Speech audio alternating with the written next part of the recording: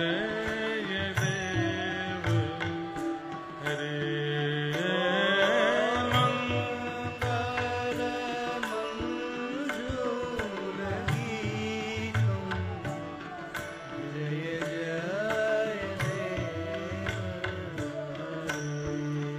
राधे कृष्ण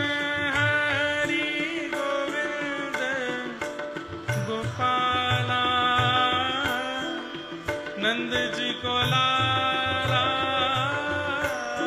यशोदा दुलारा राधे कृष्ण हरि गोविंद गोपाला नंद जी को लाला यशोदा दुलारा जय जगन्नाथ जगन्नाथ रक्षमा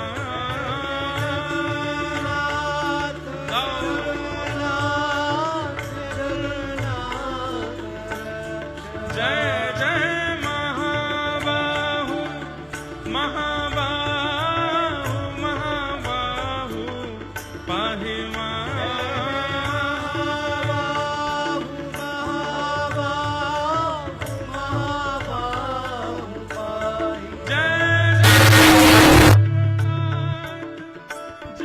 जगन्नाथ जगन्नाथ रक्षमा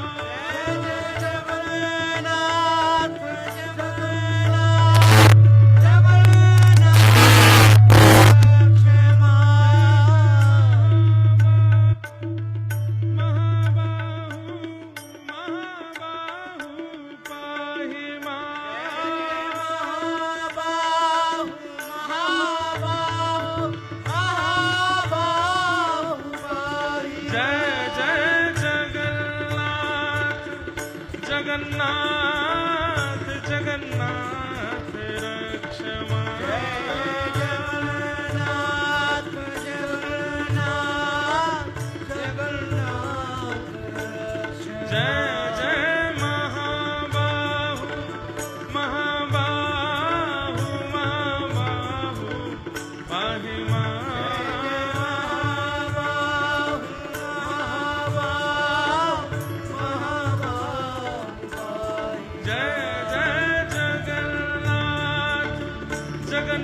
जगन्नाथ जगन्नाथ रक्षमा जगन्नाथ जगन्नाथ जगन्नाथ जय जय देव हरे जय जय देव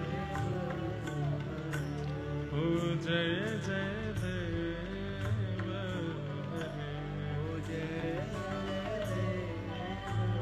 बोल वृंदावन बिहारी लाल की श्री राधा वल्लभ लाल की श्री राधा रमण लाल की महाप्रभु जगन्नाथ की बलभद्र सुभद्रा महारानी की नीलाचल धाम की चक्र की महोदधि समुद्र नारायण भगवान की महालक्ष्मी मैया की श्री तोटा गोपीनाथ की खीर चोरा गोपीनाथ की साक्षी गोपाल की देवादिदेव महादेव शंकर भगवान की 84 कोस ब्रजमंडल धाम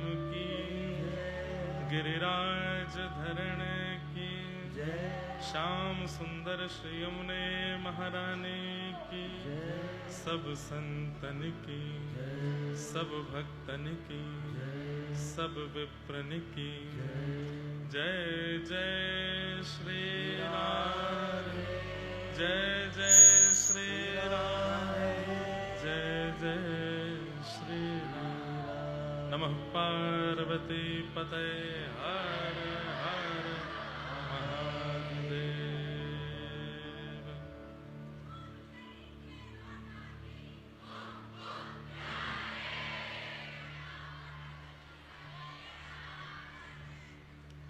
निताय गौर हरि बोल। हरे कृष्ण कृष्ण कृष्ण हरे हरे, हरे राम राम राम हरे कृष्ण कृष्ण कृष्ण हरे हरे, हरे राम राम राम हरे हरे। का भयो ने कथा तो शुरू होन दो। परम मंगल में प्रात प्रखलेश्वर अकारण करुणा वरुणालय भक्तवांछा कल्पतरु तड़िद्वत विनिंदित पीतांबरधारी श्री बालकृष्ण लाल की, महाप्रभु जगन्नाथ की, इनसे लेके आगे पहुंचवा दो भैया। महती अनुकंपा से हम आप सब लोग जहां पर हरि आते रहते हैं, ऐसे हरियाणा में, जहां पर हरि आए थे ऐसे हरियाणा में, और हरियाणा के इस हिसार में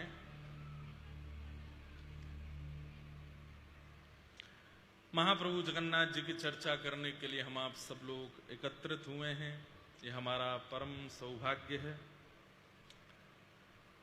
निताई गौर परिवार जिनके पावन सत्संकल्प से हमारे दिव्यदास भैया और हिसार के सब वैष्णव जनों के प्रेम के फलस्वरूप पिछले वर्ष आए थे कि उससे पिछले साल, तो पिछले से पिछले साल जगन्नाथ रसोत्सव हुआ था। उसके बाद इस वर्ष फिर यह अवसर मिला है। गर्मी बहुत भयंकर है? कितने बजे से बैठे हैं आप लोग? 5 बजे से कौन बैठा है सुबह? कौन बैठा? अच्छा, 2-3 लोग 5 बजे से भी बैठे। आज प्रथम दिन का यह सत्र, और कल हमारे गिरधर लाल जी का जटेरी धाम में नौका विहार और हिंडोला उत्सव था। सुबह पहले नौका विहार हुआ और फिर उसके बाद संध्या में हिंडोला उत्सव हुआ। इतना सुंदर उत्सव था कि हम आपको वर्णन नहीं कर सकते। हमको यद्यपि वीडियो जारी करके सबको मना करना पड़ा कि बहुत संख्या में मत आना, फिर भी बहुत संख्या में लोग आ गए थे। अब व्यवस्था के रूप में कुछ ऐसा था नहीं, बस कोई पंडाल नहीं था, कुछ नहीं था, खुले में थे, पंखे भी नहीं लगवाए थे, हाथ के बीजना थे, बीच बीच में वर्षा कभी भी हो रही थी, कभी भी जा रही थी, बस ऐसी सब व्यवस्थाएं थी। लेकिन उसी में इतना सुख मिला। वास्तव में व्यवस्थित उत्सव हम अपने लिए करते हैं, ठाकुर जी के लिए नहीं। पंडाल बनवाएंगे, बड़ी बड़ी लाइटें लगवाएंगे, सजावटें करवाएंगे, वो हम अपने लिए कराते हैं। पर ठाकुर जी को जिस उत्सव की आवश्यकता है वो तो कुंज और निकुंजों में ही होता है। कुंज और निकुंज जो स्व प्रकृति से प्रकट हुए हों, उन्हीं में ही ठाकुर जी को सुख मिलता है उत्सव कराने में। और हमारे ब्रजमंडल में कुछ स्थान ऐसे बचे हैं जहां प्रकृति ऐसा लगता है कि प्राचीन वृंदावन ऐसा ही होगा। उनमें से एक श्री जटेरी धाम, आप लोग जरूर जाना। राजस्थान की सीमा में आता है, व्रज 84 कोस के अंदर आता है, और बद्री केदारनाथ जब 84 कोस में जाते हैं तो वहां पास में ही पड़ता है। इस वर्ष हमने वहां कथा भी की थी। महाराज जी की आज्ञा अगले वर्ष की भी है, लेकिन समय जैसा होगा देखेंगे। पर इतना मन लगता है वहां पर। हाँ, देह की व्यवस्थाएं बहुत ज्यादा नहीं है। हो सकता है आपको शौच आदि के लिए भी जंगल में ही जाना पड़े। कमरों में, कुटियाओं में एसी नहीं है। रहने की तो भक्त निवास में है ही नहीं, 2-4 कुटियां हैं, उनमें कोई एसी वैसी नहीं है। एक जब हमारी कथा हुई थी तो लगवा दिया था, लेकिन बहुत सुंदर स्थान है। तन के लिए अनुकूल नहीं है। सब लोग इधर देखो, बहुत देर हो गई, अब इधर देखो। गर्मी आपको लग रही है, अब क्या बताएं, 2 ही दिन है, सह लो थोड़ा। मैं ये भी कह सकता कि कल एसी लगवा दूंगा, नहीं लगवाऊंगा। थोड़ा सह लीजिए। आपको लग रहा होगा मेरे एसी में से ठंडी हवा आ रही, नहीं, इनमें से भी गर्म ही आ रही है। मैं भी ठीक करने को इसलिए नहीं बोल रहा हूं कि थोड़ा हम एक से हो जाएंगे दोनों। तो तन की व्यवस्था अनुकूल हो, ये तो संसार में हर जगह होता ही है, पर भगवत संबंधी कार्य तन की अनुकूलता के लिए होता ही नहीं है। वो तो मन की अनुकूलता के लिए होता है, बुद्धि की अनुकूलता के लिए होता है, आत्मा की अनुकूलता के लिए होता है। कोई व्यक्ति, भैया इसको अब मत छेड़ना, इसको पहले जैसा करो जैसा पहला था, ठीक करो, क्या किया है इसमें भैया, हमको कथा करने दो, करवाओ, हेलो हेलो, हाँ ऐसे ही रहने दो, थोड़ी देर ही तो हमको बोलना है बस। क्या बता रहा था मैं? हाँ, तन और मन की बात चल रही थी। तन की अनुकूल, अच्छा आप सबको आवाज आ रही है हमारी? सबको आ रही है ना? बस सुन लो। तन की अनुकूलता तो जीवन भर व्यक्ति देखता ही रहता है, और बुरा नहीं मानिएगा, इस तन की अनुकूलता में ही व्यक्ति पाप करता है। तन की अनुकूलताओं को देखते हुए ही व्यक्ति गलत कार्यों की ओर जाता है। तन को जो चाहिए वो देने की जब वो भावना प्रकट करने लगता है, सारे गलत कर्म उसके द्वारा होते हैं। पर मन की अनुकूलता जब वो चाहता है, तब भगवत भजन में आता है, तब कथा में आता है, तब ठाकुर जी की सेवा में जाता है, मनोरथ करता है, उत्सव करता है। लेकिन कई लोग उसमें भी तन की अनुकूलता खोजते हैं, तो उनका भजन भी फिर संसारी कर्म बन जाता है, उससे भी फिर पाप ही होता है। इसलिए भगवत साधन, अब कोई जगन्नाथ जी की रथ यात्रा में जावे तो रथ यात्रा में तन की अनुकूलता नहीं है। कोई ऐसा सोच के जावे, वहां के डीएसपी से बात कर लूं, वहां के इंस्पेक्टर से बात कर लूं, वहां के मुख्यमंत्री से पर्चा बनवा लूं कि जगन्नाथ रथ यात्रा में मेरी अनुकूल व्यवस्था कर देना, तो उसको फिर जगन्नाथ रथ यात्रा का सुख ही नहीं मिलेगा। रथ यात्रा का सुख तो तब, ऊपर से नीचे तक भीगे हैं पसीने में, हवा चल नहीं रही है, भीड़ का रेला कभी इधर से कभी उधर से, और इन सब व्यवस्थाओं में नंदी घोष रथ पर आजान बाहुलंबित अपनी भुजाओं को पसारे महाप्रभु जगन्नाथ जब हल्के से दिखते हैं, रोम रोम आनंदित होता है। तन की अनुकूलता देखने वाला व्यक्ति उस सुख का अनुभव नहीं कर पाएगा, मन की अनुकूलता देखनी पड़ती है। हमारे वृंदावन के ब्रजमंडल के साधु महात्माओं को देखो, ना भोजन अनुकूल, ना रहना अनुकूल, ना सोना अनुकूल, ना वस्त्र अनुकूल, कुछ भी अनुकूल नहीं है। लेकिन उनके मुखमंडल को देख के लगता है कि इनसे ज्यादा प्रसन्न कोई नहीं है। क्यों? क्योंकि मन की अनुकूलता का विचार करते हैं। दो बातें समझिएगा। जय।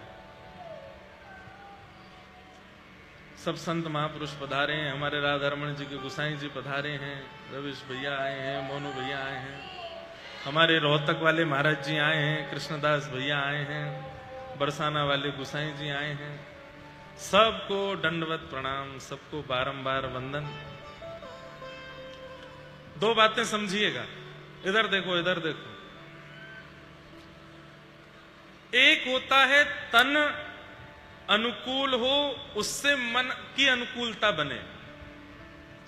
एसी परफेक्ट है, बेड परफेक्ट है, तकिया परफेक्ट है, ओढ़ने वाली चद्दर बढ़िया है, पनीर की सब्जी बढ़िया बनी है, चटनी अच्छी बनी है, रोटी बढ़िया सिकी है, घी अच्छा वाला लगा है, छाछ बहुत बढ़िया है, तो तन की अनुकूलता से फिर मन खुश होता है। हाँ अब ठीक है, सब व्यवस्थाएं बढ़िया है।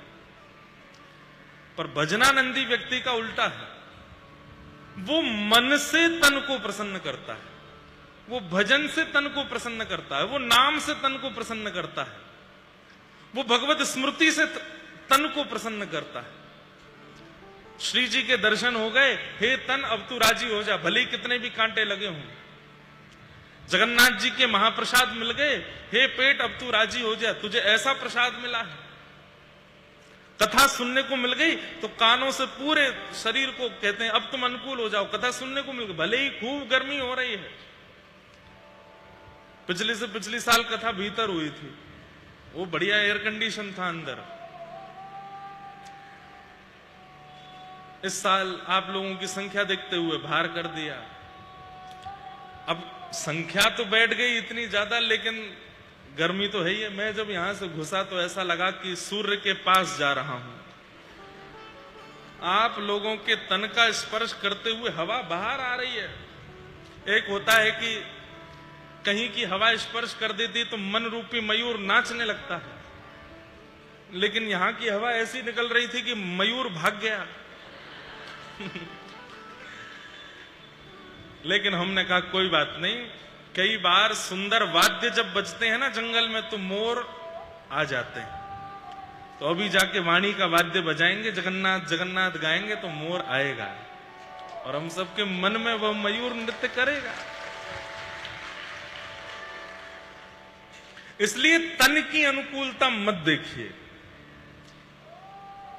ये सब तो देखो कितनी बढ़िया सजावट, कितना बढ़िया पंडाल, सब कुछ है, लेकिन फिर भी कोई रूमाल से कर रहा है, कोई कपड़े से कर रहा है, कोई किसी से कर रहा है, कोई बगल वाले से कर रहा है, तू थोड़ी देर मेरी कर, थोड़ी देर मैं तेरी करूं। लेकिन यह भी एक परीक्षा है कि आप अपने शरीर की अनुकूलता को ज्यादा विचार करते हैं तो मन की योग्यताओं में आप कहीं ना कहीं असमर्थ हो जाते हैं। तो बहुत सुख मिला हिसार वापस आ करके, आप सबके बीच 2 दिन का समय मिला।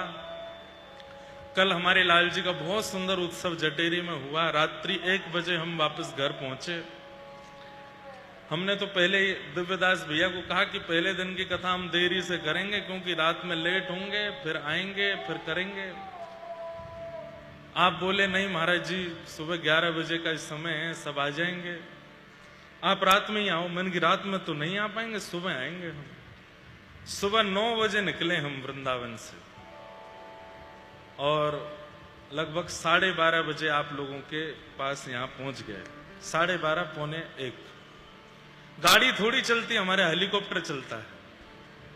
इतनी तेज दौड़ के आते हैं। आए, आकर के थोड़ी देर बोले 10 मिनट बस जगन्नाथ जी विराजें, फिर कथा शुरू हो। अब ये प्रसंग प्रारंभ हो रहा है, बहुत सुख है। पर कल की कथा 11 बजे ही होगी। आप लोग 10 बजे आ जाना, हम 11 बजे आएंगे और 11 से 1-2 बजे जब तक ठाकुर जी करेंगे, फिर उसके बाद हम वापस वृंदावन। परसों रक्षाबंधन का उत्सव और परसों रात को जयपुर, फिर उसके अगले दिन से जयपुर में कथा है। तो ये क्रम तो हमारे चलते रहेंगे। लेकिन आज एक बात बताएं, हम लगभग 1.5 महीने बाद व्यासपीठ पर बैठे हैं। हाँ, कितने दिन हो गए? 2 महीने हो गए। 2 महीने हो गए। जगन्नाथ जी की कथा कब हुई थी? जुलाई में हुई थी, गुरु पूर्णिमा से पहले। नहीं, ऑस्ट्रेलिया से पहले। मतलब विदेश में तो बैठे, लेकिन भारत में लगभग 2 महीने हो गए। और अंतिम कथा भी हम जगन्नाथपुरी ही करके गए थे। लौट कर आए हैं तो फिर से जगन्नाथ जी की ही कथा कर रहे हैं। जगन्नाथपुरी में पहले कटक में भागवत कथा हुई, फिर 3 दिन का जगन्नाथ उत्सव स्नान पूर्णिमा पर। उसके बाद फिर विदेश यात्राएं लगी रही, फिर गुरु पूर्णिमा के 3 दिन के लिए आए, फिर विदेश चले गए, फिर लौट के अब आपके बीच आए। तो जगन्नाथ जी कितने प्रिय देव हैं, कितना प्रेम करते हैं। भारत से गए थे तो जगन्नाथ जगन्नाथ करते गए, लौट के आए हैं तो जगन्नाथ जी ने ही पकड़ा है। महाप्रभु जगन्नाथ। आज कई सारे भाव में गाड़ी में लिखता हुआ आ रहा था, जो जो मन में आ रहे थे। आप सबको जगन्नाथ जी के प्राकट्य की कथा आदि तो सब सुनाएंगे ही, पर एक मन का भाव है। महाप्रभु जगन्नाथ जी की प्रसिद्धि पूरे विश्व में रथ यात्रा से। और रथ यात्रा के अलग अलग रूप हैं। श्रीमद् रामानुजाचार्य जी की भाव दृष्टि अलग है, श्री रामानंदाचार्य जी की भाव दृष्टि अलग है, श्रीमद् वल्लभाचार्य जी की भाव दृष्टि अलग है, और वहीं गौड़िया वैष्णव परंपरा के हमारे श्री चैतन्य महाप्रभु की भाव दृष्टि अलग है। चैतन्य महाप्रभु की भाव दृष्टि क्या है कि ठाकुर जी कुरुक्षेत्र से वृंदावन जा रहे हैं। कथा सब लोगों ने सुनी होगी। भगवान 100 वर्ष हो गए ब्रज से गए हुए, और 100 वर्ष बाद कुरुक्षेत्र में सूर्य ग्रहण के अवसर पर ठाकुर जी आए थे, और उसी समय ब्रजवासी भी आए थे कुरुक्षेत्र में। और ऐसा कह दूं, हमारी किशोरी जी ब्रजमंडल के अलावा कहीं गई हैं तो केवल हरियाणा आई हैं, केवल कुरुक्षेत्र आई हैं। कई जगह इस भाव की पुष्टि होती है कि किशोरी जी कुरुक्षेत्र आई थी, सब ब्रजवासी आए थे, सबके साथ आई थी। लेकिन ना ब्रजवासियों को पता है कि द्वारिकाधीश आए हुए हैं, ना द्वारिकाधीश को पता है कि ब्रजवासी आए हुए हैं। नंद बाबा यशोदा मैया को कहीं से खबर पड़ती है कि इसी कुरुक्षेत्र में पूरे भारतवर्ष के लोग सूर्य ग्रहण पर यज्ञ करने के लिए आए हैं। वहीं थोड़ी दूर पर द्वारिका का भी शिविर लगा है, और द्वारिकाधीश कृष्ण भी आए हैं। ये बात सुनकर के ब्रजवासियों का चित्त तो रह नहीं पाया। सब योजना बनाने लगे, हम लाला से कैसे मिलवे जामे, हम लाला को कैसे देखें। नंद बाबा बोले, अरे यशोदा, कन्हैया आयो, 100 वर्ष है गए, लाला को देखो नहीं है, कहीं ऐसा तो नहीं हम चले जाएं, हमें भूल गए हो। यशोदा मैया बोली, बाबा मेरो लाला निर्दयी नहीं है, और प्रेम को भूलवे वारो नहीं है। वाकई मजबूरी हती, हमारे व्रत से गयो, लेकिन या को मतलब ये नहीं कि वो अपना प्रेम भूल गए होगो। और नंद यशोदा ग्वाल बालों के साथ में उस शिविर में गए हैं जहां द्वारिकाधीश की लाखों ब्राह्मण एकत्रित होकर के, विद्वान एकत्रित होकर के अर्चना कर रहे हैं। और दूर खड़ी हैं यशोदा मैया, बीच में ठाकुर जी बैठे हैं, चारों तरफ बड़े बड़े वैदिक बैठे हैं। कोई कमल से अर्चन कर रहा है, कोई तुलसी से अर्चन कर रहा है। सूर्य ग्रहण का समय चल रहा है, और वही समय यशोदा मैया, नंद बाबा दूर खड़े हैं। दूर से कन्हैया की दृश्य पहली झलक देखी। 100 वर्ष बाद भी श्री कृष्ण वैसे ही हैं जैसे व्रत से जाते समय थे। 11 वर्ष 56 दिन की उम्र में गए थे ठाकुर जी। सबसे पहली बात तो श्री ठाकुर जी के श्री अंग चैतन्य है, श्री ठाकुर जी का श्री अंग चिन्मय है। हमारी आपकी तरह हर दिन बदलने वाला नहीं है, हर दिन बढ़ने वाला नहीं है। ठाकुर जी एक जैसे ही रहते हैं, इसलिए नित्य किशोरी, नित्य किशोर दोनों उनको नाम है। वो नित्य किशोर और किशोरी हैं, वो नित्य एक जैसे ही रहते हैं, उन पर आयु का असर नहीं होता। यशोदा मैया ने जैसे ही लाला को एक झलक देखी है, नेत्रों से अश्रुधार गिरने लगे। ऐसा लगे कि अबई अबई गोद से उतर के मां को गयो है। नंद बाबा बोले, यशोदा अब दूर ते हमने लाला देख लियो, चलें? यशोदा मैया बोली, आपको मन भर गया होगा, लेकिन मेरो मन तो स्पर्श करवे को, लाला को गोदी में बैठाने को। तो नंद बाबा समझाने लगे, देवी वो राजा है गयो है, द्वारिका को राजा है, हम कैसे ब्रज को जैसो सरल प्रेम वाकू करेंगे। नंद बाबा यशोदा चर्चा कर रहे थे, इतने में ही मधुमंगल की उम्र कितनी हो गई? मधुमंगल भी 100 वर्ष से ऊपर का हो गया है, ठाकुर जी का सखा। वो जैसे तैसे दौड़ करके आगे की तरफ गया, कुछ सैनिकों ने रोक दिया, ठाकुर जी की अर्चना चल रही है, आप आगे नहीं जा सकते। तो मधुमंगल ने अपनी भाषा में कही, कन्हैया और जैसे ही कन्हैया का, वहां कोई द्वारिकाधीश कह रहा है, कोई राजाधिराज कह रहा है, कोई जगतपति कह रहा है, लेकिन जैसे ही कन्हैया शब्द सुना, ठाकुर जी के नेत्र खुले, बोले ये शब्द द्वारिका में कोई नहीं बोलता। दृष्टि घुमा करके देखा तो दूर मधुमंगल खड़ा है। ठाकुर जी पहचान गए, अरे मेरो प्राण सखा। मधुमंगल ने अपनी बात ना कहते तुरंत कहा, लाला मैया ठाड़ी है पीछे, तो मिलवे आइए। और जैसे ये बात सुनी, ठाकुर जी अपनी पदवी भूल गए, अपना स्वरूप भूल गए। बंधुओं, प्रेम क्या, प्रेम क्या जो आपको आपकी स्थिति भुला दे, वो प्रेम। मैं कथा वक्ता हूं, मैं व्यास मंच पर बैठता हूं, लोग बहुत सम्मान देते हैं, लेकिन आपसे मिलकर के मैं ये बात नहीं भूला कि मैं कथा वक्ता हूं, तो आपने प्रेम नहीं दिया। प्रेम तो वो जो सामने वाले की स्थिति को भुला दे। और ऐसा होता है, कई जगह नहीं होता।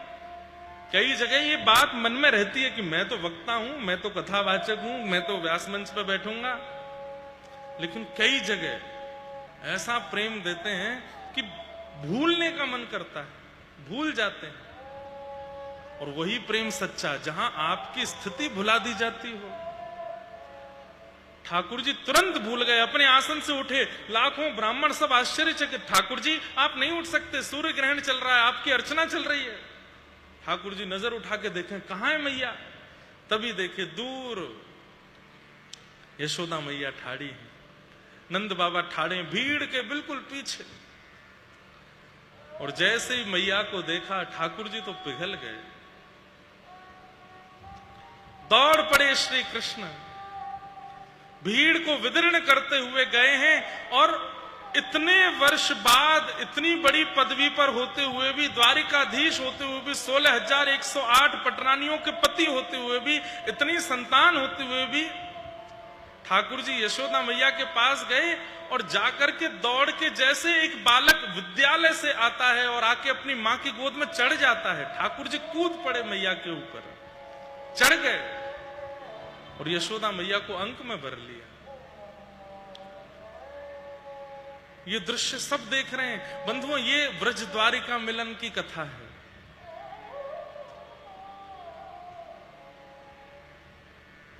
और ये बात जब मैं बोलता हूं तो मेरे रोंगटे खड़े होते हैं कि ठाकुर जी थोड़ी देर आलिंगन करने के बाद मैया की छाती टटोलने लगे। जैसे एक छोटा बालक जब उसे भूख लगती है तो वो मां की छाती पर हाथ रखता है और उसको मानो संकेत करता है कि मुझे अपना पयोधर पिलाओ। ऐसे ठाकुर जी मैया की छाती पर हाथ फेरने लगे। मैया बोली, लाला कहा भयो? बोले, मुझको भूख लगी है मैया, दूध पिवा। मैया इतने दिन है कि मुझको भूख लगी है, दूध पिवा। यशोदा मैया बोली, लाला इतनो बड़ो है कि अब दूध पीवे को? कहते हैं यशोदा मैया वहीं बैठ गई। ठाकुर जी ने दुग्ध पिया, उससे पूर्व ही यशोदा मैया के पयोधर से अपने आप दुग्ध प्रकट होने लगा। अद्भुत है ये प्रेम। एक 125 वर्ष की, 120 वर्ष की अवस्था है ठाकुर जी की, और यशोदा मैया तो कम से कम 250 वर्ष की हैं। और ठाकुर जी दूध पी रहे हैं। रुक्मणी, जामवती, सत्यभामा, मित्रविंदा, भगवान की सारी पत्नियां खड़े होकर के देख रही हैं।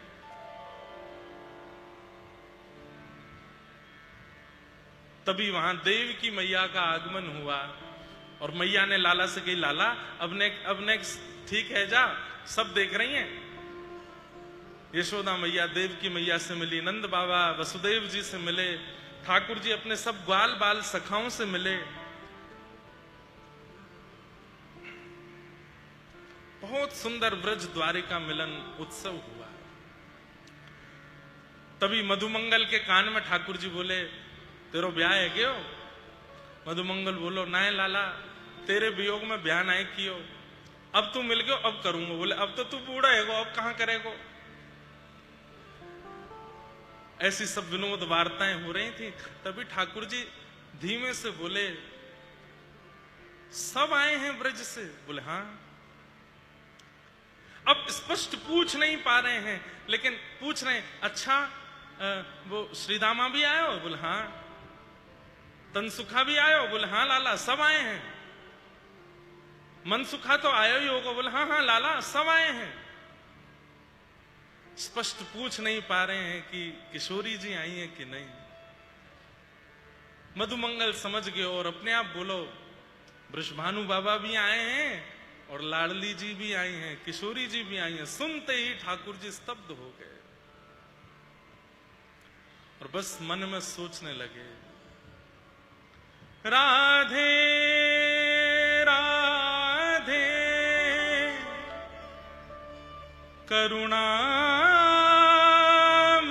कृष्ण प्यारी, मेरी सुधली जो श्री वृषभानु दुलारी। राधे राधे करुणामयी कृष्ण प्यारी, बहुत सुंदर पंक्तियां हैं, गाओ।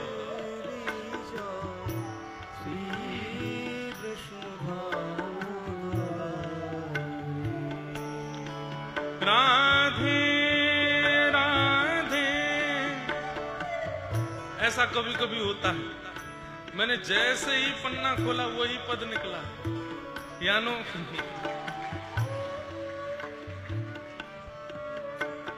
नहीं तो कई बार ढूंढते रह जाता हूं, नहीं मिलते। गाओ। हे अखिल लोक चूड़ामणि कीर्ति किशोरी, हे अखिल लोक चूड़ामणि कीर्ति किशोरी। बंधुओं, नेत्र बंद कर लीजिए और बस चित्त में किशोरी जी का स्मरण करके, श्री जी का स्मरण करके, हम योग्य तो नहीं उनके, लेकिन ये स्तुति शायद योग्य बनावे। अच्छा एक बात बताऊं, हम योग्य नहीं हैं, पर श्री जी तैयार बैठी हैं हमसे मिलवे को। इतनी सरल हैं, इतनी सहज हैं। एक बार हम श्री राधा कहें तो श्री जी व्याकुल है जाए हमसे मिलवे के काजे। वो तो ठाकुर जी रोक के रखें, ललता विशाखा रोक के रखें, अरे श्री जी इतनी जल्दी ना जानो, ने क्या को और मजन दो, ने क्या को और निरखन दो, तब जामेंगे। इसलिए गाओ, हे अखिल लोक चूड़ामणि कीर्ति किशोरी, हे अखिल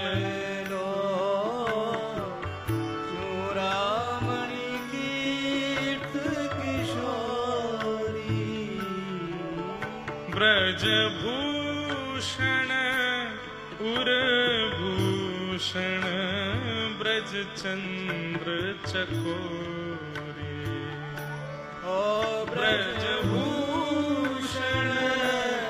उरभूषण ब्रज चंद्र चकोरी।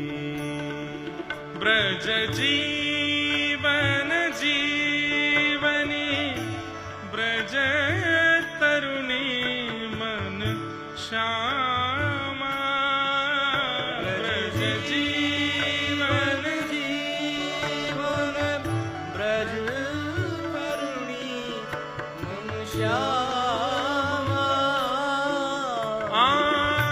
आनंदमयी आनंद कंद की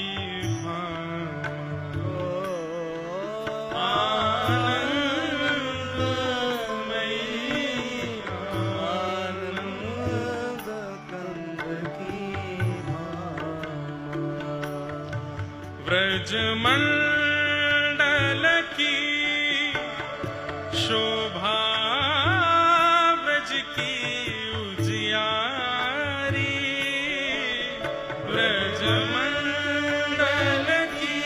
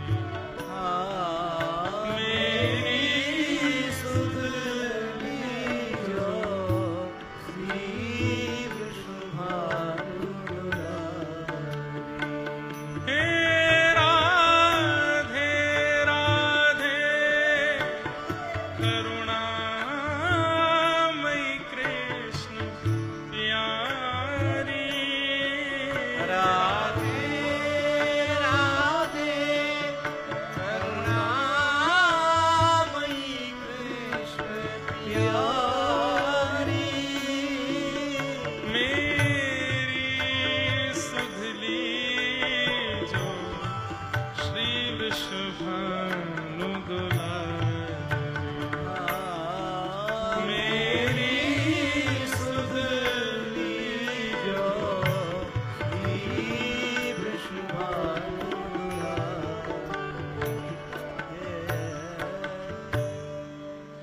ठाकुर जी व्याकुल हो गए और बस मौका ढूंढ रहे हैं कि मैं कैसे व्रज के शिविर की ओर जाऊं और श्री किशोरी जी से मिलके आ जाऊं। और ये व्याकुलता केवल ठाकुर जी की नहीं हो रही है, रुक्मणी आदि सब पटरानियां जब से ब्रजवासियों को देखी हैं, उनकी भी नजरें घूम रही हैं कि वो किशोरी जी कहां हैं, वो लाडली जी कहां हैं। तभी समय पाकर के, क्योंकि बहुत प्रसिद्ध हो गए हैं ठाकुर जी, सब देखना चाहते हैं उनको, तो अब इतनी सहजता से निकल के जाना बड़ा मुश्किल है। रुक्मणी जी की कोई काली कमली लेकर के अपने आप को ढक करके ठाकुर जी निकल पड़े। सब व्यस्त हैं सूर्य ग्रहण के मनोरथों में, उत्सवों में, यज्ञों में, और ठाकुर जी जा रहे हैं व्रज की उस शिविर की ओर जहां सब ब्रजवासी। यहां किशोरी जी सब सखियों के साथ बैठी हैं। तभी लाडली जी कहती हैं, आज सवेरे मैंने सुनी नंद नंदन प्राणधन कन्हैया भी यहां आए भय हैं। ललिता विशाखा बोली, हां आए तो हुए, सब ब्रजवासी मिलवे भी गए, सब बताए रे लाला तो वैसे ही हैं देखवे में आज भी। किशोरी जी बोली, कोई मिलके आयो हो वाकु ने बुलाओ ना, न पूछे और स्वरूप के बारे में, और कहा कह रहे, कहा सब जाने। इतने में ही अचानक बोलते बोलते श्री जी मानो विश्राम लेती हैं, रुक जाती हैं। ललिता विशाखा बोली, कहा भयो आप अचानक रुक क्यों गई? श्री जी कहें, ललिता जब जब श्याम सुंदर निकुंज में वृंदावन में जब जब मिलवे आयो करते, तो मुंह को पहले ही भान है जातो। क्यों? क्योंकि पवन उनके अंग को स्पर्श करते हुए बहती भई जब मेरे समीप आती, तो वहां में उनके तन की सुगंधी से मुंह को पता चल जाती कि श्याम सुंदर आ रहे हैं। आज 100 वर्ष बाद वही ब्यार बह रही है। कहीं ऐसा तो नहीं श्याम सुंदर आए हों या आ रहे हों? ललिता विशाखा बोली, नहीं नहीं, वो नहीं आएंगे। हमने मधुमंगल श्रीदामा से सुनी, वहां तो बड़ी व्यस्तता है, लाखों की तादाद में लोग आए हुए हैं, वे सब उनको अर्चन कर रहे हैं, और अब वे राजाधिराज है गए हैं, द्वारिकाधीश है गए, वे कैसे आएंगे यहाँ? किशोरी जी बोली, मेरे अनुभव झूठ ना बोले, मुकु भ्रांति नाय होवे, मुकु वास्तविकता में अनुभव है रो है। ये सुगंधी आ रही है, संपूर्ण अंग पुलकित है रहो है, ऐसा लग रहा है श्याम सुंदर आए हैं, तू देख तो। ललिता जी ने जाकर के जैसे ही शिविर का द्वार हटाया, ठाकुर जी वहीं ठाड़े हैं अकेले। तुरंत सब सखियों ने अपने सिर पर पल्लू धर लियो, और श्री जी श्याम सुंदर आए हैं। किशोरी जी तो बस नीचे नजर करके खड़ी हैं, देख भी नहीं रही। ठाकुर जी भीतर पधारे और किशोरी जी के श्री चरणन में प्रणाम कियो। किशोरी जी ने तुरंत ठाकुर जी को उठाया, नहीं श्याम सुंदर आप कहां कर रहे हैं?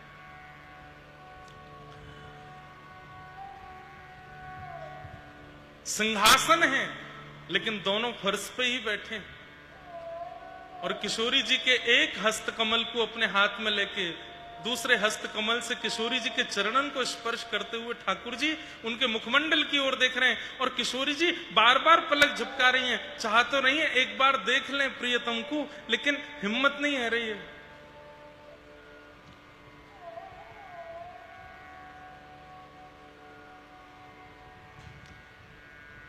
किशोरी जी मुझ को क्षमा कर दो। नहीं श्याम सुंदर आप ऐसे नहीं कहो। 100 वर्ष बाद आप आए अब मैं चैन से सो पाऊंगी। 100 वर्ष से निद्रा तो नहीं आई, आपने आए कि एक बहुत बड़ी कृपा करी कि आज मैं जी भर के सोऊंगी, क्योंकि नंद नंदन आए हैं, प्राणधन आए हैं, एक बार देख तो लो। तब किशोरी जी बड़े संकोच में नेत्र ऊपर करके जब श्याम सुंदर की ओर देखती हैं, देखते ही कहते हैं, ललिता श्रृंगार पेटी लेके आइयो। और श्रृंगार पेटी लेकर के श्री ललिता जी आई हैं और किशोरी जी कह रही हैं, आप कहें तो मैं श्रृंगार करूं। श्रृंगार तो भयो है, लेकिन व्रज को श्रृंगार नहीं है, द्वारिका को श्रृंगार है। मुकुट उतार के किनारे धर दियो। ठाकुर जी की बैनी को किशोरी जी गूंथ रही हैं, अपने हस्त कमल से चंदन और आदि आदि सामग्री से ठाकुर जी की पत्रावली कर रही हैं। सब सखियां दूर खड़ी हैं, नेत्र लाल हैं, सबके नेत्रों से अश्रु गिर रहे हैं। 100 वर्ष बीत गए। आनंद मनाएं, सुख मनाएं, विरह करें, शिकायत करें, कुछ समझ नहीं आ रहा है।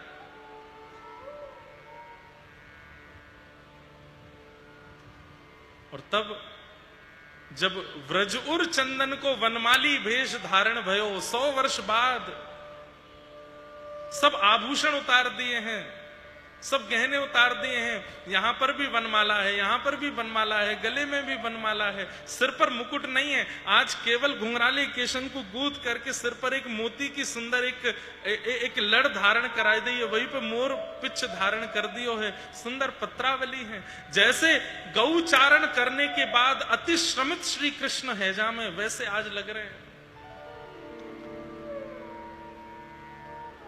मानो अपने आप धुन बजने लगी हो, मानो अपने आप सब सखियां एकत्रित हो गई हो और धीमे धीमे गति लेते लेते वहां रास हैन लगे हो है। श्री जी और ठाकुर जी दोनों रास विहार कर रहे हैं।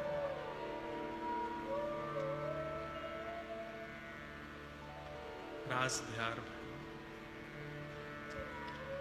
चर्चा तो बहुत विस्तृत है।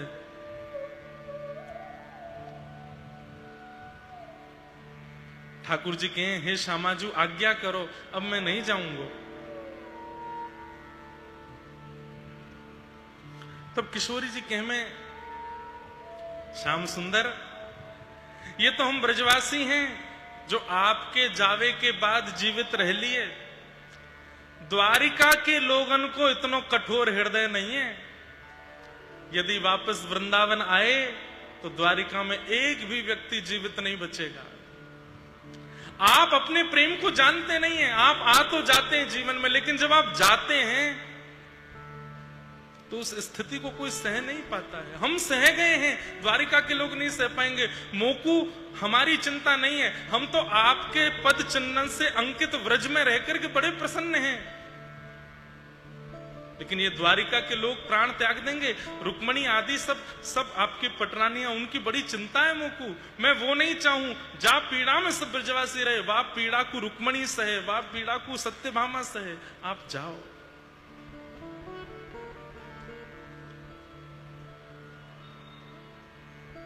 बहुत विचित्र परिस्थिति है। नेत्र में बसा करके श्री प्रिया जी अपने शयन सैया पर पौड़ गए हैं और ठाकुर जी थोड़ी देर वहीं विराज के अब गए हैं वापस। आए थे तो मुख ढक करके आए, लेकिन लौटते समय मुख ढका नहीं ठाकुर जी ने। जैसा श्रृंगार किया वैसे ही गए। और जैसे ही ठाकुर जी द्वारिका के शिविर में पहुंचे, रुक्मणी आदि पटरानियों ने जैसे ही ठाकुर जी के आज के श्रृंगार का दर्शन किया,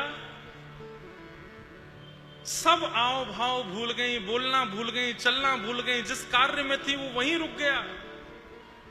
ऐसे नेत्र, ऐसी भंगिमा, ऐसी सुंदरता ये कभी नहीं देखी थी। नेत्रों में छोटे छोटे अश्रुबिंद हैं और ऐसे सुंदर ठाकुर जी पहले कभी नहीं लगे। एक तो द्वारिकाधीश इतने सुंदर, लेकिन आज के श्रृंगार में तो मानो जैसे क्या क्या भरा है ये कोई नहीं समझ पा रहा है। अकेली रुक्मणी नहीं, 16,108 पटरानियां ठाकुर जी के शिविर को चारों ओर से घेर करके केवल उनको निहार रही हैं। ठाकुर जी भी जाकर के पौड़ गए हैं, श्री राधा श्री राधा श्री राधा। तब रुक्मणी आदि पटरानियां बोली ये निश्चित ही किशोरी जी से मिलके आए हैं। और तब सब पटरानियां मिलने के लिए गई हैं। तब ललता विशाखा ने कही अभी तो श्री जी शयन कर रही हैं। रुक्मणी जी बोली एक झरोके से ही दर्शन कराए दो। बंधुओं, बहुत विस्तृत वार्ता है, मैं सूक्ष्म में कह रहा हूं क्योंकि जगन्नाथ भाव में प्रवेश करना है। रुक्मणी जी ने झरोके से जब झांक करके देखा तो किशोरी जी का मुख नहीं दिखा है, किशोरी जी के हस्तकमल नहीं दिखे हैं, केवल जो झीनी सी चदरिया ओढ़ी है वामे से नेक चरण की इकन्नी उंगली बाहर निकली गई है, वो किशोरी जी को दिखी है, वो रुक्मणी जी को दिखी है। और जैसे ही चरण दिखे हैं किशोरी जी के, रुक्मणी अखंड सौभाग्यवती नारी है, अखंड पतिव्रता नारी है। श्री ठाकुर जी को स्वप्न में भी त्यागने की बात नहीं सोच सकती हैं, लेकिन आज किशोरी जी के चरणार विंद को दर्शन करते ही रुक्मणी जी तो ऐसी है गई। ललता विशाखा आई संभालने के लिए, कहां भयो कहां भयो, और आप रोते बिलखते हुए केवल हाथ जोड़ के बोली मुकु शरण में ले चलो, मुकु भी बरसाने ले चलो, इनकी मुकु भी दासी बनाए लो, केवल इनके चरण में रहनो, ऐसी कृपा कर दो। ऐसे चरण है। धन धन राधिका के चरण, धन धन राधिका के चरण, परम शीतल अति सुकुमल, परम शीतल अति कोमल, कमल के सेवरण, कमल के सेवरण, धन धन राधिका के चरण, धन धन राधिका के चरण। व्रजवासी द्वारिकावासी से मिले, द्वारिकावासी ब्रजवासियों से मिले। द्वारिकावासियों ने जब सब ब्रजवासियों के दर्शन किए तो बस सब निहाल है गए। तब ब्रजवासियों ने वसुदेव देवकी से जाके प्रार्थना करी कि अब आप कृपा करो, कुरुक्षेत्र तक आए हैं तो वृंदावन भी चलो। और तब सब ब्रजवासियों ने अपने हाथ से रथ का निर्माण किया, और उस रथ में श्री बलभद्र जी, श्री ठाकुर जी, सुभद्रा जी और साथ में सब द्वारिका वासियों को बिठा के ब्रजवासी खींच करके लेके गए हैं वृंदावन की ओर। उसी रथ यात्रा का स्मरण किया है श्रीमन चैतन्य महाप्रभु ने। और आज जब नीलाचल बिहारी श्री जगन्नाथ जी नंदी घोष रथ पर विराजमान होके गुंडीचा की ओर जा रहे हैं, तो श्रीमन चैतन्य महाप्रभु उसी भाव से दर्शन कर रहे हैं जैसे मानो कुरुक्षेत्र से सब ब्रजवासी ठाकुर जी को लेकर के वृंदावन की ओर जा रहे हैं। ये ठाकुर जी की रथ यात्रा है। कई भाव ऐसे हैं जिन भावों में ब्रज की जो अधूरी एक स्थिति थी उसको पूर्ण किया है महाप्रभु जगन्नाथ जी ने, और उसको पूर्ण किया है महाप्रभु जगन्नाथ जी के भावों से चैतन्य महाप्रभु ने। ऐसे महाप्रभु जगन्नाथ रथ आरूढ़ होते हैं और रथ आरूढ़ होकर के मानो वृंदावन की ओर जाते हैं। मूल रूप से ये व्रज द्वारिका मिलन महोत्सव है। ऐसे महाप्रभु जगन्नाथ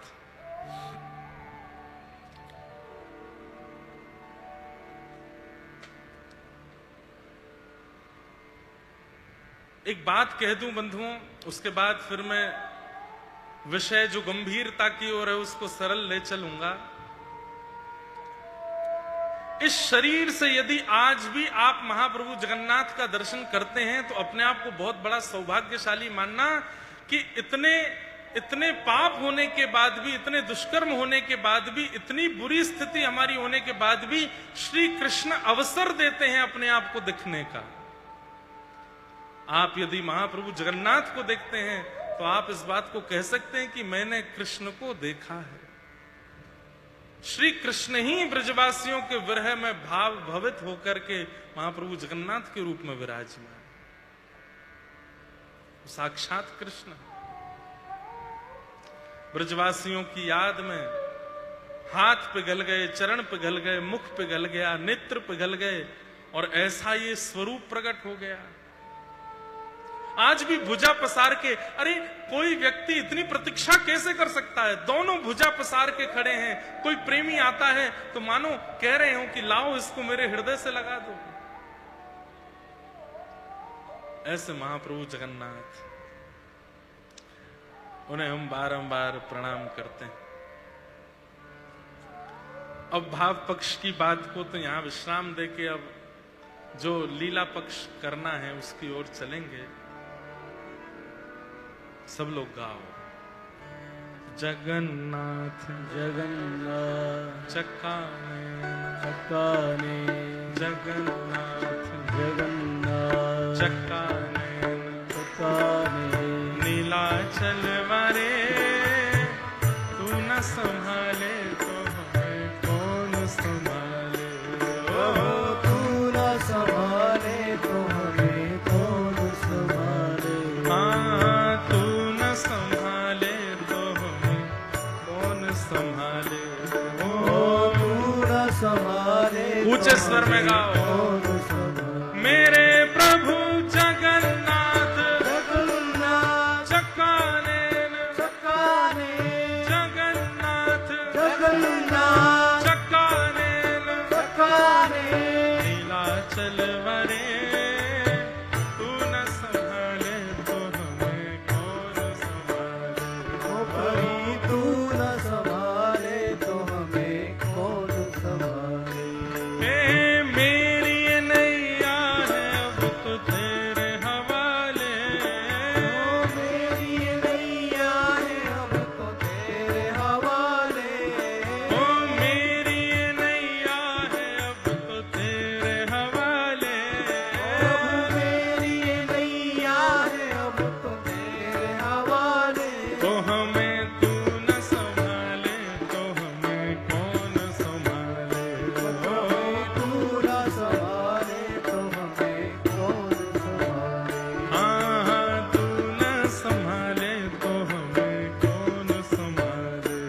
ओ तू न संभाले तो हमें कौन संभाले। मेरे प्रभु जगन्नाथ हमारे प्रभु हे जगन्नाथ जगत प्रभु जगन्नाथ सबके प्रभु जगन्नाथ मेरे प्रभु जगन्नाथ जगन्नाथ चक्काने जगन्नाथ जगन्नाथ जगन्नाथ चक्काने चक्काने नीलाचल वरे तू न संभाले तो हमें कौन संभाले। तो हमें तू न संभाले तो हमें कौन संभाले। हाँ तू न संभाले तो हमें कौन संभाले। तू न संभाले तो हमें कौन संभाले। हे तुम्हें छोड़ जाऊं अब मैं किसके दुआरे। तुम्हें छोड़ जाऊं अब मैं किसके दुआरे। हाँ तुम्हें छोड़ जाऊं अब मैं किसके दुआरे। तुम्हें छोड़ जाऊं अब मैं किसके दुआरे। ओ हमें तू न संभाले तो हमें कौन संभाले। तू न संभाले तो हमें कौन संभाले। जगन्नाथ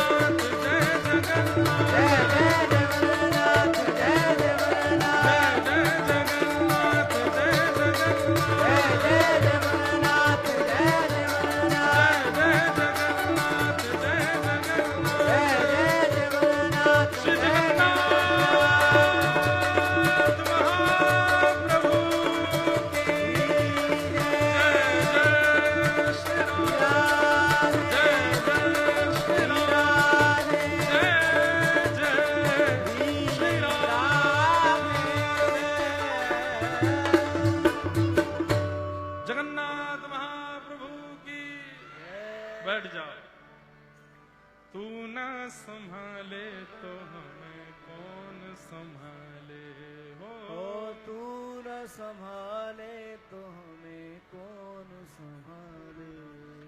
इंद्रद्युम्न राजा की प्रसन्नता के लिए महाप्रभु जगन्नाथ प्रकट हुए इस धराधाम पर। लाला बैठो, अभी लेंगे, बैठो। अच्छा, समय कितने बजे तक है हमारे पास ये बताओ, हम ही करते रहें। आज शाम को संकीर्तन भी है, कितने बजे है? 7 बजे। चलो तो फिर 10 बजे तक तो हम ही कथा करेंगे।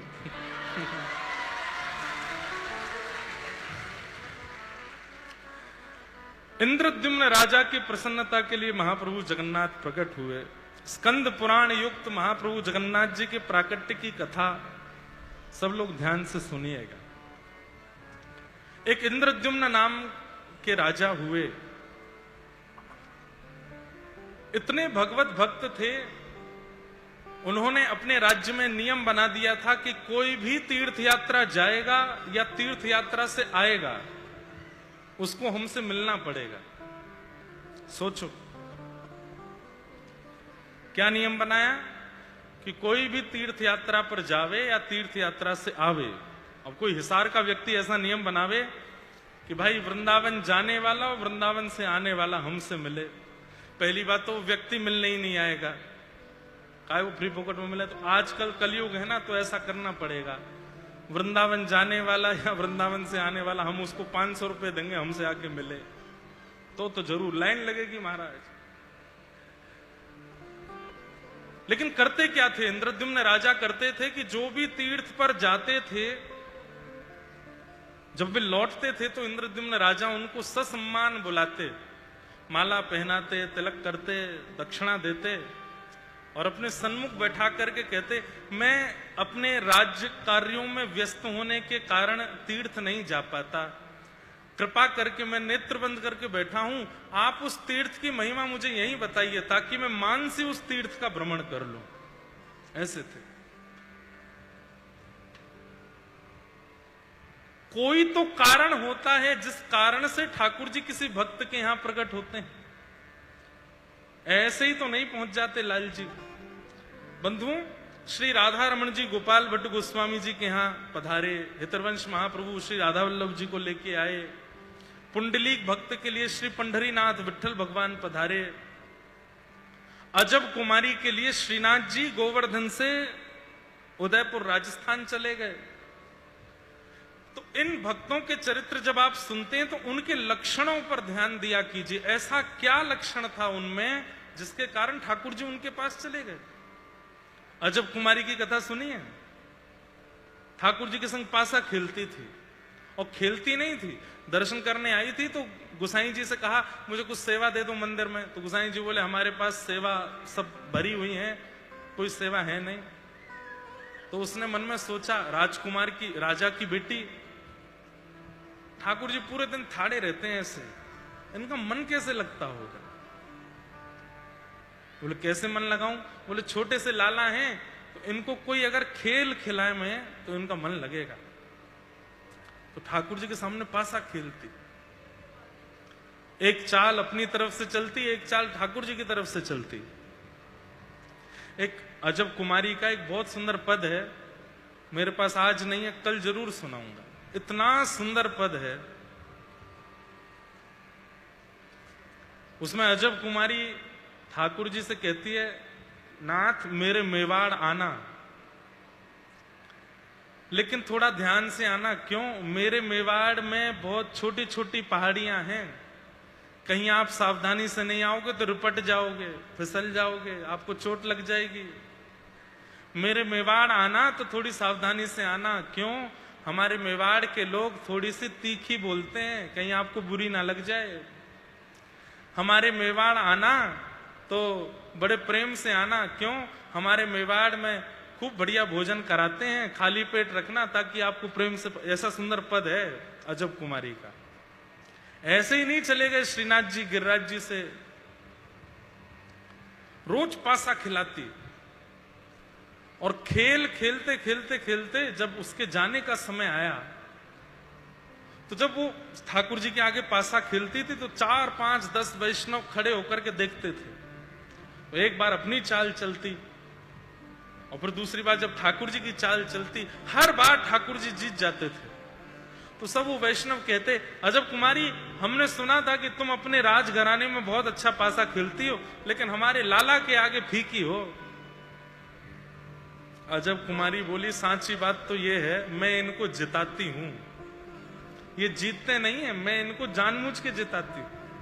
अच्छा ऐसी बात है? बोले हाँ। एक काम कर, आज तो इनको हरा दे, हम कह रहे हैं हरा दे। उस दिन अजब कुमारी को वापस जाना था और सुबह से ही ज्वर चढ़ा था, बुखार था, ठाकुर जी से दूर होने का विरह हो रहा था। आज अजब कुमारी ने ऐसे पासा खेला कि ठाकुर जी के दाव ही नहीं आवे, ठाकुर जी जीते ही नहीं पा रहे।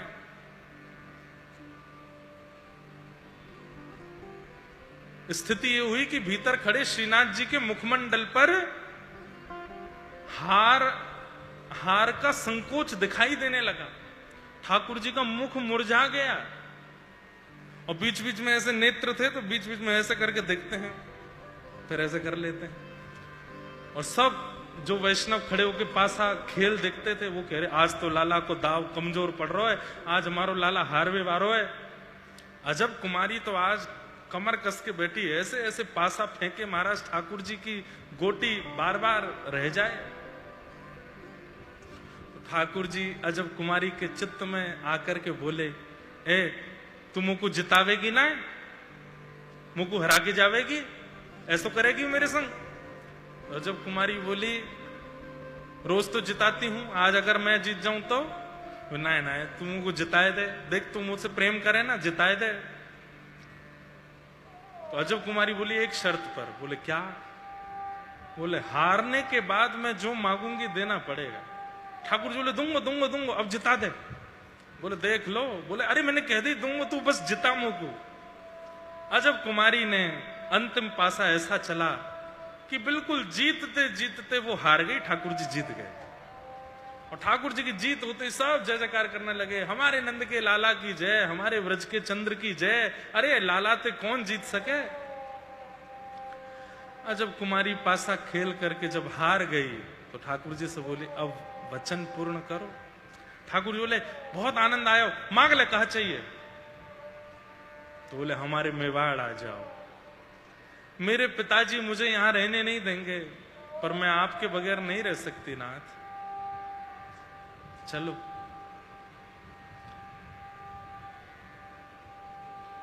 दर्शन को नैना तपे,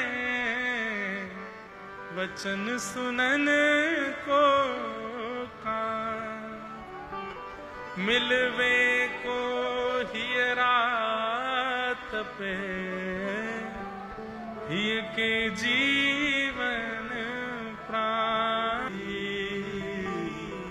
दूसरों न कोई।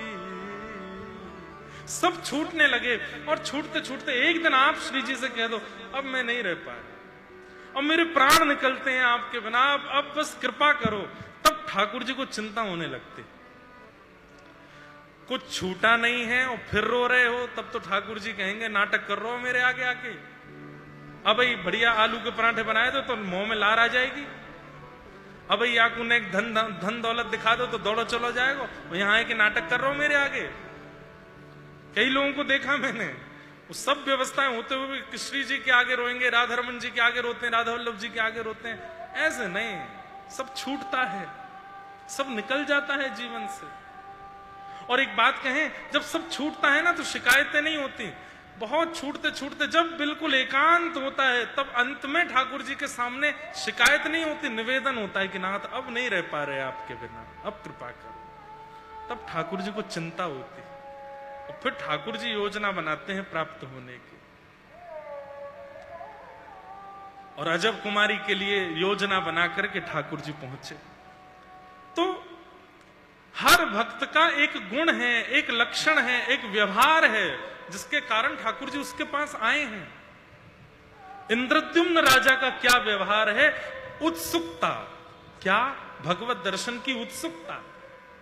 अपना राज्य कर्म छोड़ नहीं पा रहे हैं, लेकिन राज्य में आने वाले राजा से बाद में मिलते हैं, व्यापारियों से बाद में मिलते हैं। कोई तीर्थ यात्री आ जाता है तो उससे पहले बोलते हैं आप कहां गए थे? हम बद्रीनाथ गए थे। अच्छा, नेत्र बंद कर लेते हैं, जरा बताइए कैसा? बोले सुंदर पहाड़ हैं, बर्फ है, ठंडी हवा चलती है, गंगा जी अलकनंदा बहती हैं, बद्री विशाल भगवान ऐसे बैठे हैं, तपस्या कर रहे हैं, स्वर्ण का मुकुट है ये। तो वो वही सब दर्शन, वहां का प्रसाद ऐसा, वहां के भोग ऐसा, वहां के लोग ऐसे, वहां ये स्तुति गाई जाती है, ये भजन गाया जाता, सब सुनते। एक दिन एक यात्री आया। कैसे आए महाप्रभु जगन्नाथ? सुनो, ये मूल कथा है स्कंद पुराण की। एक यात्री आया और उस यात्री के आते ही पूरा राजभवन सुगंधित हो गया। उसके ललाट पर लगा हुआ चंदन आकर्षित कर रहा था। कई बार ब्रज में आप ब्रजवासियों को देखो, ऐसा चंदन फोटा लगा के चले तो मन करने लगता है कि हमारे भी लग जाए। एक तो होता है रेडीमेड पीला चंदन, उसका अलग ही पता चल रहा है, छुपते ही चिरमिराहट होने लगती है, सुगंधी बहुत ज्यादा आती है। वो नहीं, हाथ का घिसा हुआ केसर युक्त थोड़ा कपूर पड़ा हो, श्री जी के चरणों में लगा हो। अच्छा, चंदन कितना भी अच्छा घिसा हो, ठाकुर जी को लगने के बाद उसमें एक विशेष आकर्षण आ जाता है। हमारे व्रज के महापुरुषों के ललाट का चंदन जब देखते हैं, उनके ललाट का तिलक जब देखते हैं तो मन होता है हम भी लगा लें। तटीय स्थान के सब संत पूरे मुख पे ऐसे रज लगा लेते हैं, आंखों पे, नाक पे, पूरे पे, हवा से बन जाएं। उनके मुखमंडल को देख के आता है कि हम भी लगा लें। ऐसे ही वो यात्री आया तो उसका चंदन देख करके, उसके हाथ में तुलसी दल था, उसको पानी की इच्छा होने लगी, वार्ता करने की इच्छा होने लगी। पूरा राजभवन सुगंधित हो गया। इंद्रद्युम्न राजा ने बिठाया, बोले महाराज कहां से आए हैं आप? ऐसी अद्भुत सुगंधी, आपके मुखमंडल पर लगा हुआ चंदन, और आपके मुखमंडल की प्रसन्नता तो ऐसा दर्शाती है कि तीर्थ नहीं, तीर्थ के भगवान प्रत्यक्ष देख करके आए हो आप। कहां से आए हो? ये बोलते ही तो वो तीर्थ यात्री रोने लगे। बोले मैंने सच में साक्षात परमात्मा को देखा। इंद्रद्युम्न राजा खड़े हो गए अपने आसन से। बोले महाराज साक्षात परमात्मा, वे चलते हैं? बोले हाँ। वे बोलते हैं? बोले हाँ। वो उठते बैठते सब काम करते? बोले हाँ। कौन है वो? तब कहे नीलगिरी पर्वत के ऊपर विराजमान श्री नील माधव भगवान। मैंने उनका दर्शन किया। और बस ये बता के वो तीर्थ यात्री फूट फूट के रोने लगा। इसके आगे राजा पूछना चाहते हैं कहां है ये परमात्मा, कहां है ये नीलगिरी पर्वत, कहां है नील माधव भगवान, मुझे बताइए ना। कंठ अवरुद्ध हो गया, बता नहीं पा रहे हैं कि कहां है। राजा ने खूब पूछा महाराज मुझे बताइए ना। बोले बस मैं इससे अतिरिक्त कुछ नहीं बता सकता। तुलसी दल दिया, अपने माथे का चंदन इंद्रद्युम्न राजा को लगा दिया। राजा की तो स्थिति गोपियों के समान हो गई। क्या है ये?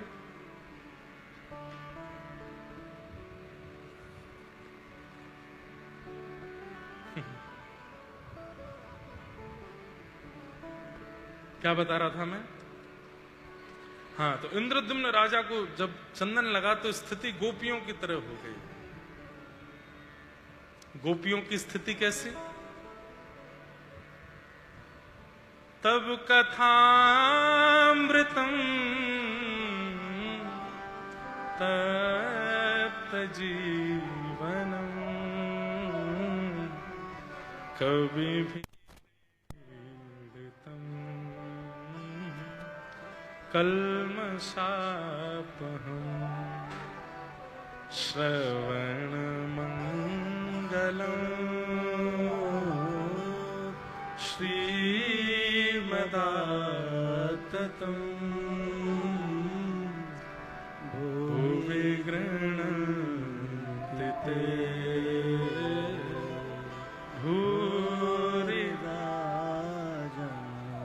ठाकुर जी मिलवे को मन बना लेंगे ना तो नेत्रन के आंसू सूख नहीं पाएंगे।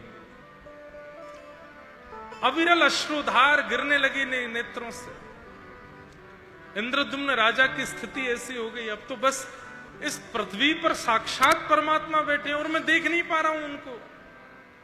और वो यात्री भी पता नहीं कहां चले गए, मिले नहीं, फिर पूरा पता भी नहीं बता के गए। माने प्यासे को जल दिखा दिया लेकिन पिलाया नहीं। इंद्रद्युम्न राजा की स्थिति ऐसी हो गई, अपने कुल पुरोहित को बुलाया, बोले महाराज मेरे प्राण निकल जाएंगे, ये परमात्मा, ये नील माधव भगवान कहां है, मुझे इनका दर्शन करना है। बोले कहां रहते हैं, क्या बताया, तो बोले नीलगिरी पर्वत। तब उनके कुल पुरोहित ने अपने छोटे भाई विद्यापति जी को बुलाया और कहा कि आप नीलगिरी पर्वत को खोज करो और वहां नील माधव भगवान है, उनका दर्शन करके आके पूरी वहां की वार्ता बताओ ताकि राजा उनका दर्शन करने जा सके। बहुत ध्यान से सुनिएगा। विद्यापति जी नील माधव भगवान को ढूंढने निकले। चलते चलते चलते महीनों बीत गए और तब जाकर के एक नगर में पहुंचे। बंधुओं देखो, एक बात सुनो, इधर देखो सब लोग। कई बार नगर और नगर की व्यवस्था बता देती है कि इस नगर में कैसे लोग रहते हैं। जहां व्यापारी बहुत ज्यादा रहते हैं वहां फैक्ट्री होंगी, वहां गोदाम होंगे, इतने सारे रिक्शे चल रहे होंगे, ट्रकों के ट्रक जा रहे होंगे, तो समझ जाना कि यहां व्यापार बहुत बड़ा होता है। बड़े बड़े जहाज जहां पर उतरते हैं समझ जाते हैं यहां एक्सपोर्ट का काम होता होगा। बहुत गंदगी है तो भी पता चल जाता है कि यहां के लोग कैसे होंगे। बिल्कुल हरी भरी हरियाली है और महाराज बिल्कुल साफ सुथरे रोड हैं, रेड लाइट पर गाड़ियां रुकती हैं, ग्रीन होते ही चलती हैं। पता चल जाता है कि सिविक सेंस वाले लोग रहते हैं, यहां पे पढ़े लिखे लोग रहते हैं। ऐसे ही ठाकुर जी जिस नगर में विराजते हैं वहां के लोग कैसे होते हैं। आप कहोगे महाराज जी नित्य तिलक लगाने वाले होते हैं, हाथ में नाम जपमाला दिखेगी वो होते हैं। ये सब तो एक बाह्य भेष है, लेकिन वास्तविकता ऐसी है, स्वभाव के मधुर लोग सबसे ज्यादा जहां रहते हैं ठाकुर जी वहीं रहते हैं। जहां स्वभाववान व्यक्ति रहता है, स्वभाव मतलब चैतन्य महाप्रभु कहते हैं तृणादपि सुनीचेन, अपने आप को तृण के समान मानने वाला व्यक्ति अत्यंत दीनता, अत्यंत सरलता, अत्यंत सौम्यता, अत्यंत मृदुता जब अधिक संख्या में लोगों में होती है समझ जाना यही ठाकुर जी है। क्रूरता है, क्रोध है, लड़ाई है, झगड़ा है, विवाद है, विषाद है, वो तीर्थ भी होगा ना तो भी ठाकुर जी नहीं रहते।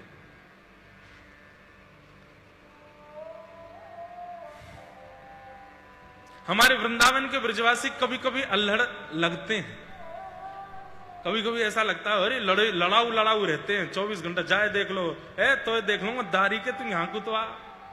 पर आप वास्तव में उन ब्रजवासियों का हृदय देखोगे ना, बड़े सरल होते हैं, बहुत प्यारे होते हैं। हमारी दादी एक महात्मा है ब्रज में, आज भी हैं वो आए हमारे घर पर प्रसाद पाने। मेरा तो जन्म ही नहीं हुआ था तब की बात है। तो आके बैठे तो हमारी दादी और माता जी दोनों बोली बाबा प्रसाद पाओगे? बोला अपने राम नहीं पाते। तो माता जी बोली दही पियोगे? बोले अपने राम नहीं पीते। दूध पियोगे? बोले अपने राम नहीं पीते। चाय पियोगे? बोले अपने राम को नहीं चाहिए। सब चीज पूछी, सबके लिए अपने राम को नहीं चाहिए। तो हमारी दादी बोली बाबा जहर खाएगो? तो उस पे भी महाराज जी क्या बोले? अपने राम नहीं खाते। लोगों को लगेगा देखो कैसे मुंह फट होते हैं, लेकिन ये मुंह फटता नहीं है, ये ब्रजवासियों का प्रेम है। हमारी नानी पूज्य मलुकपीठ वाले महाराज जी बताते हैं, बोले ब्रज 84 कोस यात्रा हुई, पैदल यात्रा। तो जैसी हमारी कोसी ननिहाल है, जैसे आप ये हरियाणा से उत्तर प्रदेश में प्रवेश करते हैं सबसे पहले कोसी आती है, उसको कहते हैं कि नंद बाबा का कोस था यहाँ पे, खजाना, इसलिए उसका नाम कोसी। तो हमारी नानी जब पता चली कि सबरे बाबा, सबरे महात्मा 84 कोस यात्रा करते हुए आ रहे हैं, तो चूल्हा लेके पहुंच गई यात्रा में।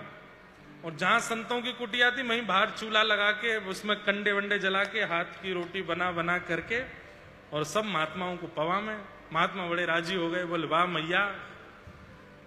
तो बोले महाराज जी बताते, बोले 2-2 टिक्कर पा करके सबके पेट भर गए। बोले लेकिन नानी बनाए जा रहे हैं, बना बना के सबको पवा में। तो जैसे ही महात्मा, अरे मैया बस है गयो, तो हमारी नानी पहले तो प्रेम से, अरे बाबा एक रोटी और पाए लो, अरे बाबा एक रोटी, प्रेम से। जब महात्मा मना करते तो अपनी पे आ जाती, अरे दारी के भजन कैसे करेगो, नहीं खाएगो तो खा याकू, बल कहां ते आवेगो, रात रात भर नाम कैसे करेगो, नहीं खावेगो तो खा याकू। बोले डांट डांट के खिलाई के गई, 4-4 रोटी खवाई। बोले अंत में थाली लेके भागना पड़ा महात्माओं को। ऐसे प्रेमी होते हैं। तो कई बार बाहर के लोग आते हैं तो उनको लगता है कि ब्रजवासी बड़े अल्हड़ हैं, अल्हड़ नहीं है, बड़े प्रेमी हैं, बहुत प्यारे, बहुत प्यारे। तो ठाकुर जी जिस स्थान पर निवास करते हैं वहां का पता कैसे चलता है? वहां के लोगों से पता चलता है, वहां के लोगों के व्यवहार से पता चलता है, स्वभाव से पता चलता है।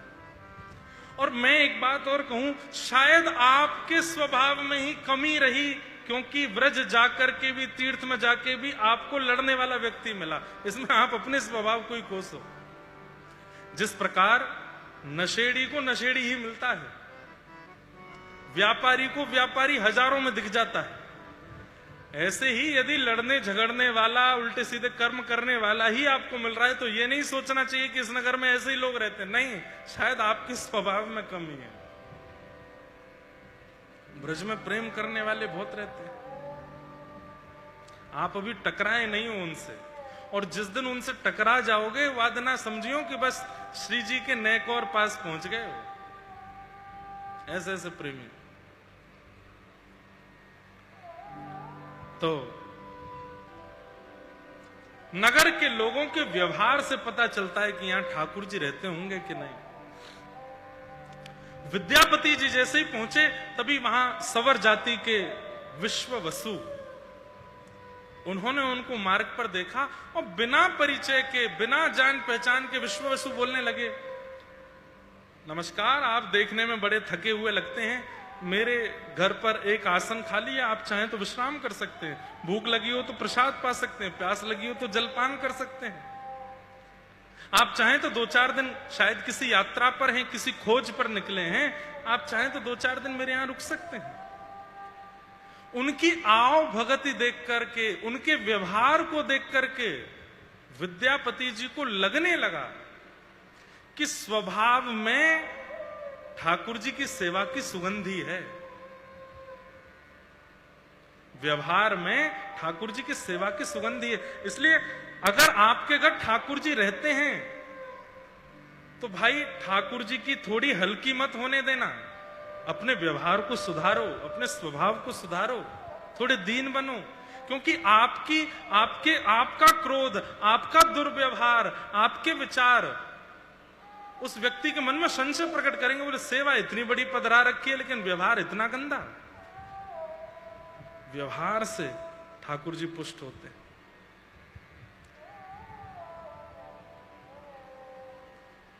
हमारे बरसाना वाले विनोद बाबा के पास कभी जाओ, कभी कभी लगता है कि कभी इतना प्रेम आता कहां से, इतनी करुणा आती कहां से। हमारे भैया के और यहाँ के सबके गुरुदेव भगवान श्री परम पूजनीय प्रातस्मरणीय श्री चंद्रशेखर बाबा महाराज कैसे प्रेमी, उनके स्वभाव व्यवहार को देख के लगने लगता है कि इतना प्रेम कहां से आया इनके अंदर, इतनी दीनता, इतनी सरलता। हम बाबा के पास गए ब्याह के बाद, चतुर्भुज होके गए, तो हमारे विनोद बाबा बोले, मैया आई है, हमारी मैया आई है। और ऐसा करके बताइए बाबा कितने बड़े हैं, और ऐसे बहू जी का हाथ अपने सिर पर रखने, हमारी मैया आई, और रोने लगे। हमको हृदय से लगा करके बोले ब्रजवासी तो नंद लाल ही होते हैं, इतना प्रेम कहां से आया? और वो कोई बनावटी नहीं है, वो वास्तविक प्रेम है। ये पता चलता है कि यहां श्री जी हैं, इसीलिए उनके व्यवहार में इतनी सरलता, दीनता। हमारे पूज्य प्रेमानंद जी महाराज, पूरे विश्व में नाम है, पूरा विश्व पागल पड़ा है उनसे मिलने के लिए। कितने सरल हैं, कितने सहज हैं। ब्रजवासी चला जाए तो बस तन की स्थिति नहीं है, नहीं तो उठ के बस प्रणाम करने को होते हैं। कहां से आई ये सरलता? इन लोगों से पता चलता है कि यहां ठाकुर जी बैठे।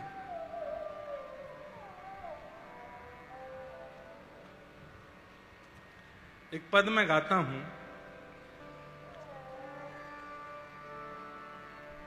प्रेम नगर की सुंदर है परियां, प्रेम नगर की सुंदर परियां। ओ प्रेम नगर की सुंदर है परियां, प्रेम नगर की सुंदर है परियां। हमारे वृंदावन रूपी प्रेम नगर की ये परियां ही हैं, जो इतनी सुंदर हैं कि लाखों लोग लुभाए मुसाफिर प्रेम नगर मत जा।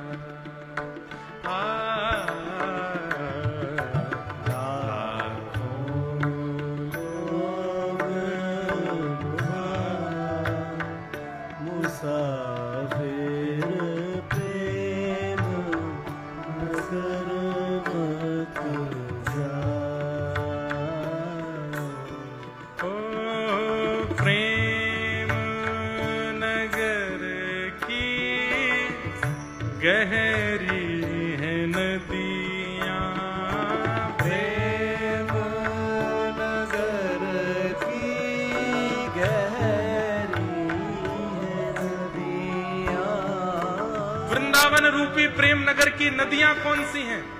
श्री यमुना जी तो प्रकट नदी हैं, वो तो महारानी हैं, पर वास्तव में वृंदावन रूपी प्रेम नगर की पहली नदी श्रीमद् भागवत, वृंदावन रूपी प्रेम नगर की दूसरी नदी स्वामी श्री हरिदास जी महाराज के द्वारा प्रकट श्री केलीमाल जी, वृंदावन रूपी प्रेम नगर की तीसरी नदी श्री राधा रस सुधा निधि, वृंदावन रूपी प्रेम नगर की गहरी नदी श्री हित चतुरासी जी, वृंदावन रूपी प्रेम नगर की गहरी नदी 84 वैष्णव वार्ता।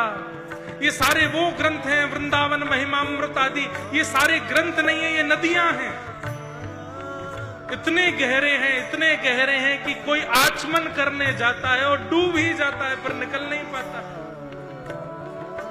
प्रेम नगर की गहरी है नदियां, प्रेम नगर की गहरी नदियां।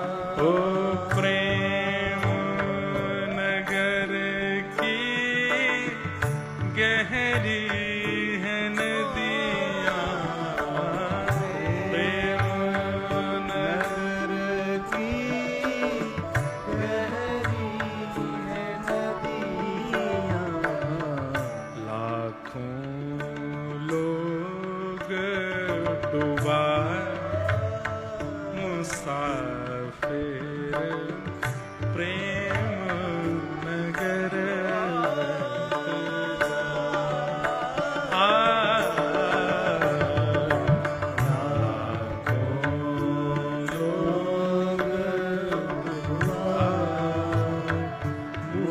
मुसाफिर प्रेम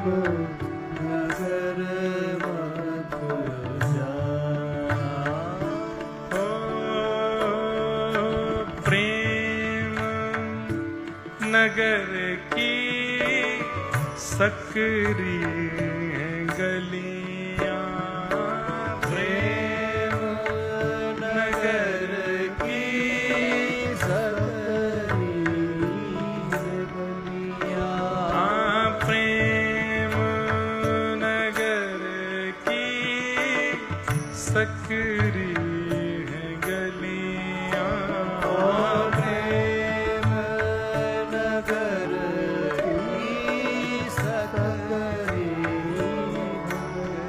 ओ प्रेम नगर की सकरी हैं गलियां, प्रेम नगर की सकरी है तो गलियां, तामें दो ना समा। अरे हृदय में हिसार भी है, हृदय में सिरसा भी है, रोहतक भी है, हृदय में करोड़ों का व्यापार भी है, हृदय में पत्नी बच्चे भी हैं, हृदय में पल्ली गली वाली भी है, भल्ले भी हैं, टिकिया भी है, कचौड़ी भी है, दुनिया भर के विषय भरे पड़े हैं। और फिर चाहते हैं कि श्याम सुंदर जगन्नाथ भी आ जाए, नहीं आएंगे। प्रेम नगर की सकरी हैं गलियां, तामे दो ना समय। आपने पहले ही 400 बैठा रखे हैं, श्री कृष्ण कैसे आएंगे? सबको निकालना पड़ेगा और पूरा स्थान खाली करना पड़ेगा, तब आएंगे ठाकुर जी। तामे दो ना समय मुसाफिर प्रेम नगर मत जा।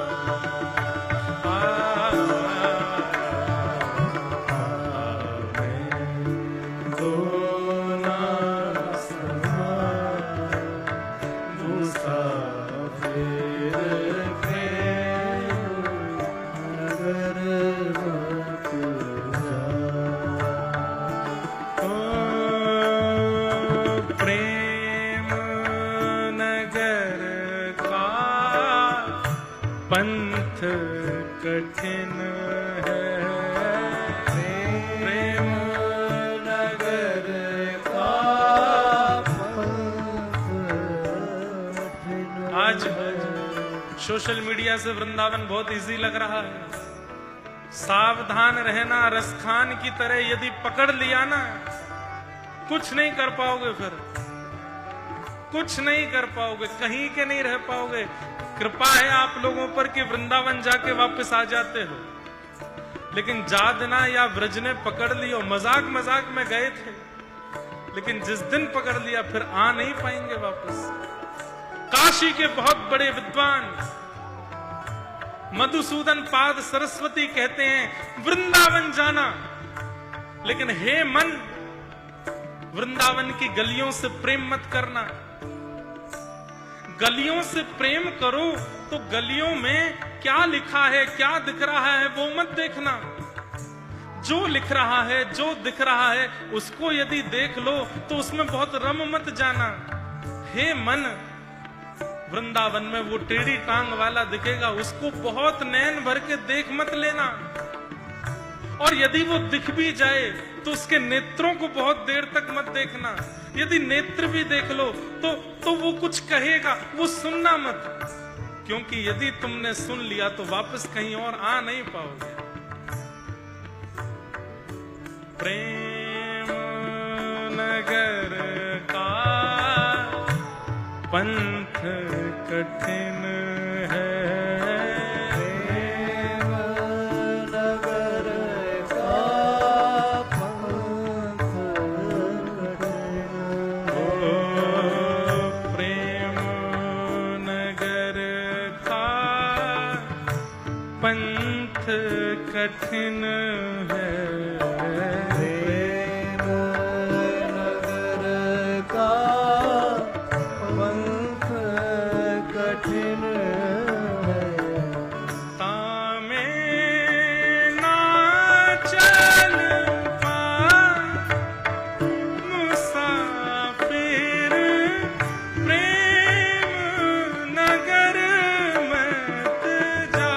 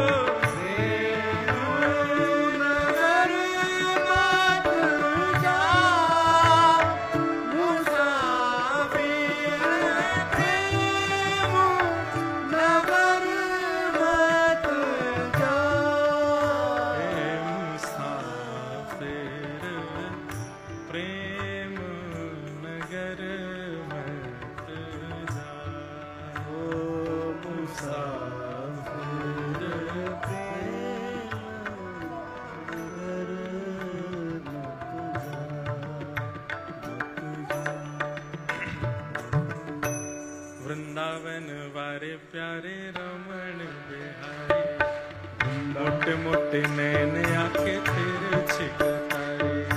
वृंदावन प्यारे मेरे रमण बिहारी, मोटे मोटे नैन आके तेरे छिकतारे। ओ मत जइयो हाँ मत जइयो, मत जइयो ओ मत जइयो जादू करे गो बिहारी, मत जइयो जादू करे गो बिहारी। हे वृंदावन वारे प्यारे रमण बिहारी, मोटे मोटे नैन आँखी तेरे छिकतारी। वृंदावन वारे प्यारे रमण बिहारी, मोटे मोटे नैन आँखी तेरे छिकतारी। बैठ जाओ,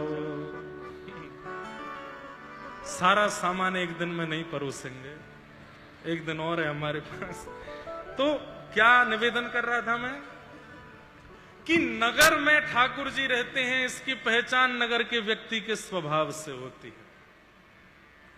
और ये देखो हिसार है, बुरा नहीं मानना, हम इतने लोगों से यहां मिलते आते हैं, यहां पता चल जाता है कि व्यापारी ही रहते हैं, लेन देन का हिसाब रखने वाले ही यहां ज्यादा रहते हैं, पता चल जाता है।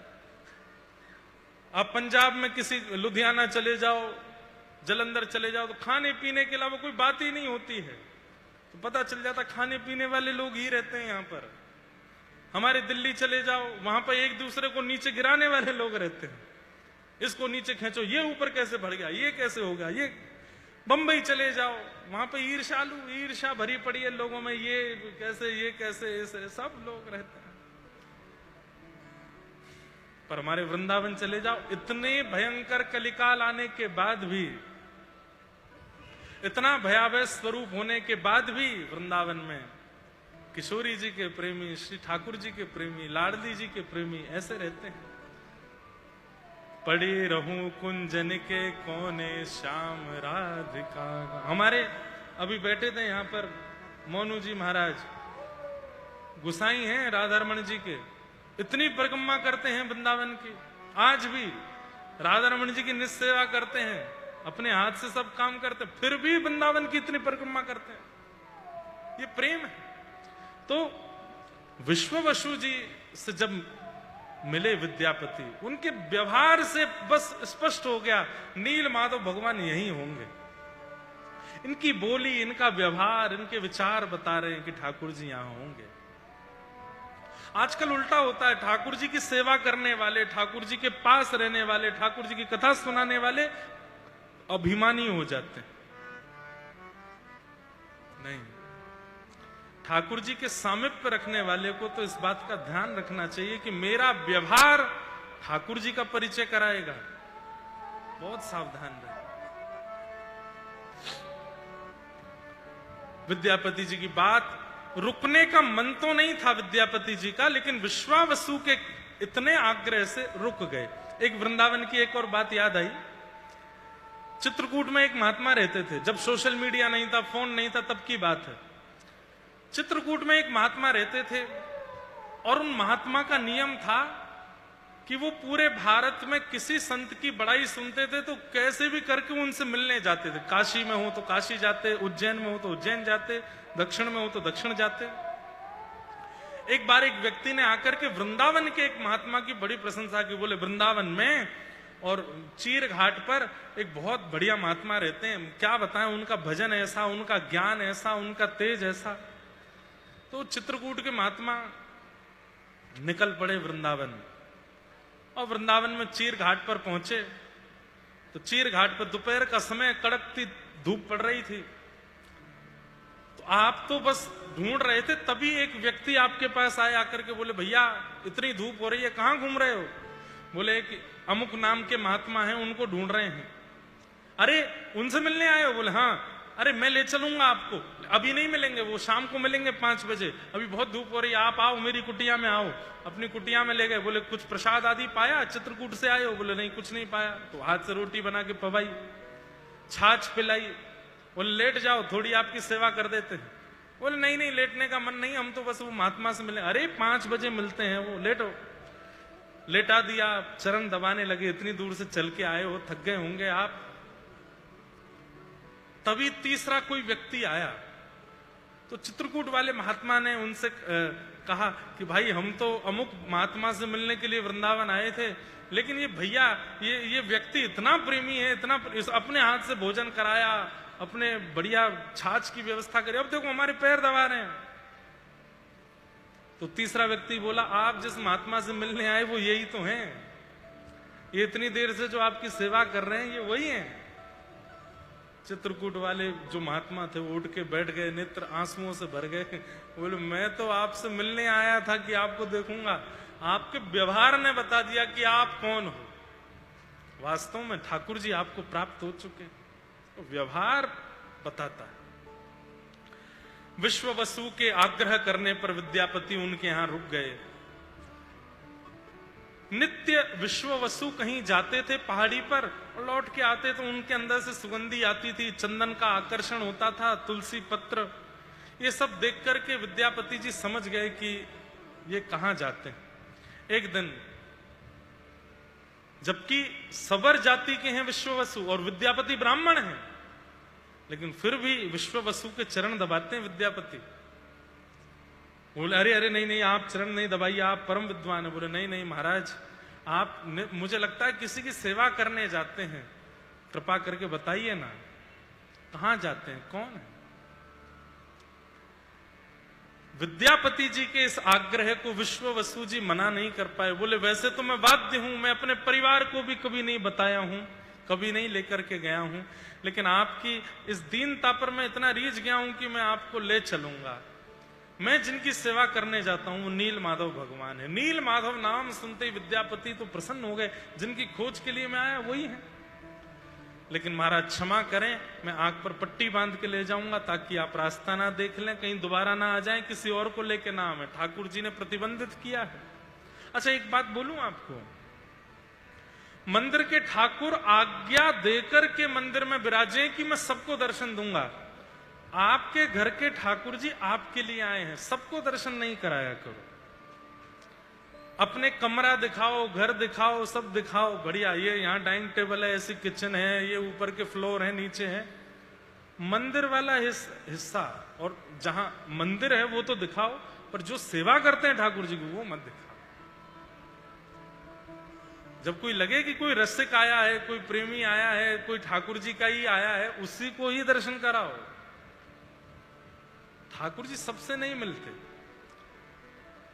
घर में यदि बहुत सुंदर बालक है तो सबको नहीं दिया जाता गोद में, अपने पास ही रखा जाता। ठाकुर जी सुंदर कौन, सबको मत दिखाओ। इससे भी सेवा क्षीण होती है, इससे भी भाव क्षीण होते हैं। जब लगे कि हां कोई आया है योग्य, कोई आया है ब्रज से, कोई आया है भगवत प्रेमी, तभी ठाकुर जी का दर्शन कराओ। विश्व वसु जी आंख पे पट्टी बांध करके तब लेकर के जा रहे हैं विद्यापति जी को, पर विद्यापति जी क्षमा मन से मांग लेते हैं और कुछ सरसों के दाने उस पट्टी में रख लेते हैं ताकि बीच बीच में गिरते चलें। बाहर आएगी तो वो सरसों खिलेंगे, तो मैं दोबारा राजा को लेके आना है दर्शन कराने के लिए, तो वो बन जाएगी व्यवस्था। आप गए और जाकर के नील माधव भगवान का दर्शन किया। इतने सुंदर ठाकुर जी, नील माधव भगवान का दर्शन करके आप बड़े प्रसन्न हो गए। साक्षात चलित विग्रह है ठाकुर जी का, हंसते बोलते आंखें चलाते ऐसे ठाकुर जी नील माधव भगवान नीलाचल पर्वत पर। आप दर्शन करके प्रसन्न हो गए, पट्टी लगा के विश्व वसु आपको वापस ले आए। तब आपने कहा कि अब मैं आज्ञा लूंगा वापस जाने की, और विद्यापति जी वापस इंद्रद्युम्न राजा के पास गए और जाके कहा कि महाराज मुझे मिल गया पता कहां है भगवान। और आपने पूरी सेना को इकट्ठा कर लिया और इंद्रद्युम्न राजा निकल पड़े ठाकुर जी का दर्शन करने के लिए।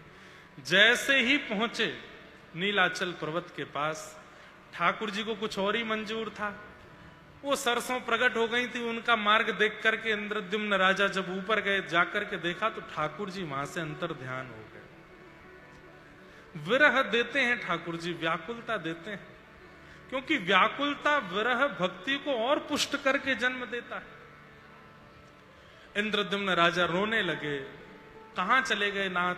तब सबर जाति के लोग थोड़े नाराज भी हुए कि हमारे भगवान आपके कारण चले गए। लेकिन तभी आकाशवाणी हुई और आकाशवाणी करके भगवान ने आज्ञा दी, ऐसे ऐसे यज्ञ करो, ये करो, बहुत सारे नियम बताए, मैं पुनः आऊंगा। और इंद्रद्युम्न राजा ने वो सारे नियम किए। तभी भगवान ने स्वप्न आदेश किया कि समुद्र में 3 नीम की लकड़ियां बहती हुई आएंगी, उन पर शंख चक्र अंकित होंगे, वही मेरा स्वरूप है। एक सिद्ध कुशल शिल्पकार से मेरा विग्रह निर्माण कराओ, मुझ में इनमें कोई भेद नहीं, ऐसा बिल्कुल मत मानना। तब वो 3 लकड़ियां आई, उठवाने के लिए बहुत लोग आए लेकिन वो उठ नहीं पाए। तब कहते हैं इंद्रद्युम्न राजा ने जब हाथ लगाया तो वो बिल्कुल रुई के समान हल्के हो गए और लेकर के उनको गए। अनेक शिल्पकार आए लेकिन कोई ठाकुर जी का स्वरूप नहीं बना पाया। तब कहते हैं विश्वकर्मा ही शिल्पकार के रूप में आए। उन्होंने वचन लिया 21 दिनों तक कोई भी द्वार खोल के ना देखे, मैं ठाकुर जी का स्वरूप बनाऊं। तब उन्होंने ठाकुर जी का स्वरूप बनाया।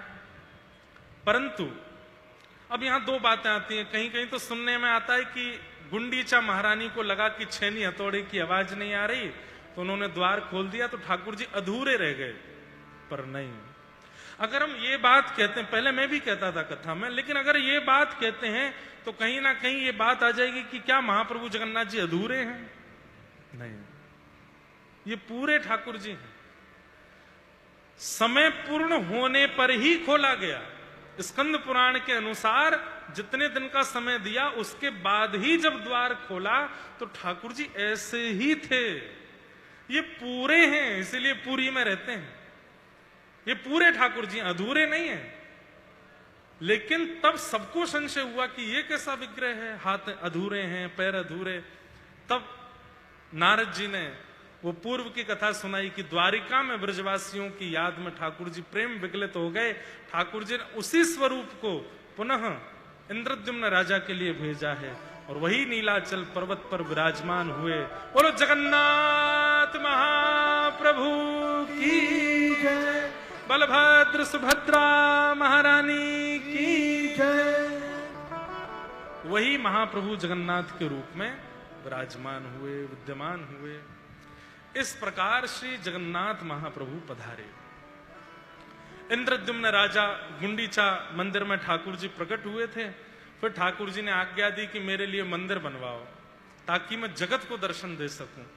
तब ये सुंदर मंदिर, इसके लिए भी कथा आती है कि ये पूर्व से ही था पर समुद्र की रेत में धंसा था, हटाया, तब वहां से ये सुंदर मंदिर प्रकट हुआ। फिर बाद में कई राजाओं ने उसका जीर्णोद्धार किया। वहां महाप्रभु जगन्नाथ विराजे। गुंडीचा महारानी ने कहा, नाथ आप तो आके हमसे दूर चले गए। भगवान ने इंद्रद्युम्न राजा को पिता रूप में माना, गुंडीचा महारानी को मां रूप में माना और वचन दिया कि मैं साल में एक बार आप लोगों के लिए पुत्र का भाव निर्वहन करते हुए रथ पर आरूढ़ होके आऊंगा। और उसी बात की पूर्णता के लिए स्नान पूर्णिमा के 15 दिन बाद ठाकुर जी रथ पर विराजमान होते हैं और गुंडीचा महारानी इंद्रद्युम्न राजा से मिलने के लिए जाते हैं और 7-8 दिन ठाकुर जी वहीं विराजते हैं। ये महाप्रभु जगन्नाथ जी के प्राकट्य की कथा। ऐसे महाप्रभु जगन्नाथ बलभद्र और सुभद्रा संग विराजे व्रज के नाथ, रथ आरूढ़ भये नंद नंदन, कहलाए जगत के नाथ। ऐसे महाप्रभु जगन्नाथ रथ पर आरूढ़ होकर के गुंडीचा जाते हैं।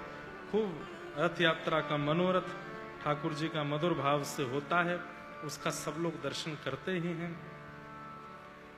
हे ठाकुर भले विराजे हो उड़ीसा जगन्नाथपुरी में, ठाकुर भले विराजे हो उड़ीसा जगन्नाथपुरी में। ठाकुर भले विराजे हो उड़ीसा जगन्नाथपुरी में। ठाकुर भले विराजे हो उड़ीसा जगन्नाथपुरी में। आज श्री निताई गौर परिवार हिसार द्वारा आयोजित जगन्नाथ रसोत्सव में आज संध्या में प्रेमोत्सव होगा, जिसमें हमारे दिव्यदास भैया अपनी भावमयी कुछ सेवा करेंगे और हमारा मन हुआ तो हम भी कुछ गा देंगे इनके साथ। थोड़ी देर आनंद होगा। शाम को 7 बजे ये उत्सव होगा। सब लोग प्रेम और भाव से पधारिएगा। आज बड़े प्रेम और भाव से सब लोग गाओ। हे ठाकुर भले विराजे हो उड़ीसा जगन्नाथपुरी में। ठाकुर भले विराजे हो उड़ीसा जगन्नाथपुरी में। हे ठाकुर भले विराजे हो उड़ीसा जगन्नाथपुरी में। ठाकुर भले विराजे हो उड़ीसा जगन्नाथपुरी में। उड़ीसा जगन्नाथपुरी में। उड़ीसा जगन्नाथपुरी में। उड़ीसा जगन्नाथपुरी में। उड़ीसा जगन्नाथपुरी में। उड़ीसा जगन्नाथपुरी में। उड़ीसा जगन्नाथपुरी में। उड़ीसा जगन्नाथपुरी में। उड़ीसा जगन्नाथपुरी में। ओ ठाकुर, हे ठाकुर, ओ ठाकुर भले विराजे हो उड़ीसा जगन्नाथपुरी में। ठाकुर भले विराजे हो उड़ीसा जगन्नाथपुरी में। ठाकुर भले विराजे हो उड़ीसा जगन्नाथपुरी में। ठाकुर भले विराजे हो उड़ीसा जगन्नाथपुरी में। रे सतयुग छोड़ी मथुरा नगरी। सतयुग छोड़ी मथुरा नगरी। द्वापर छोड़ी काशी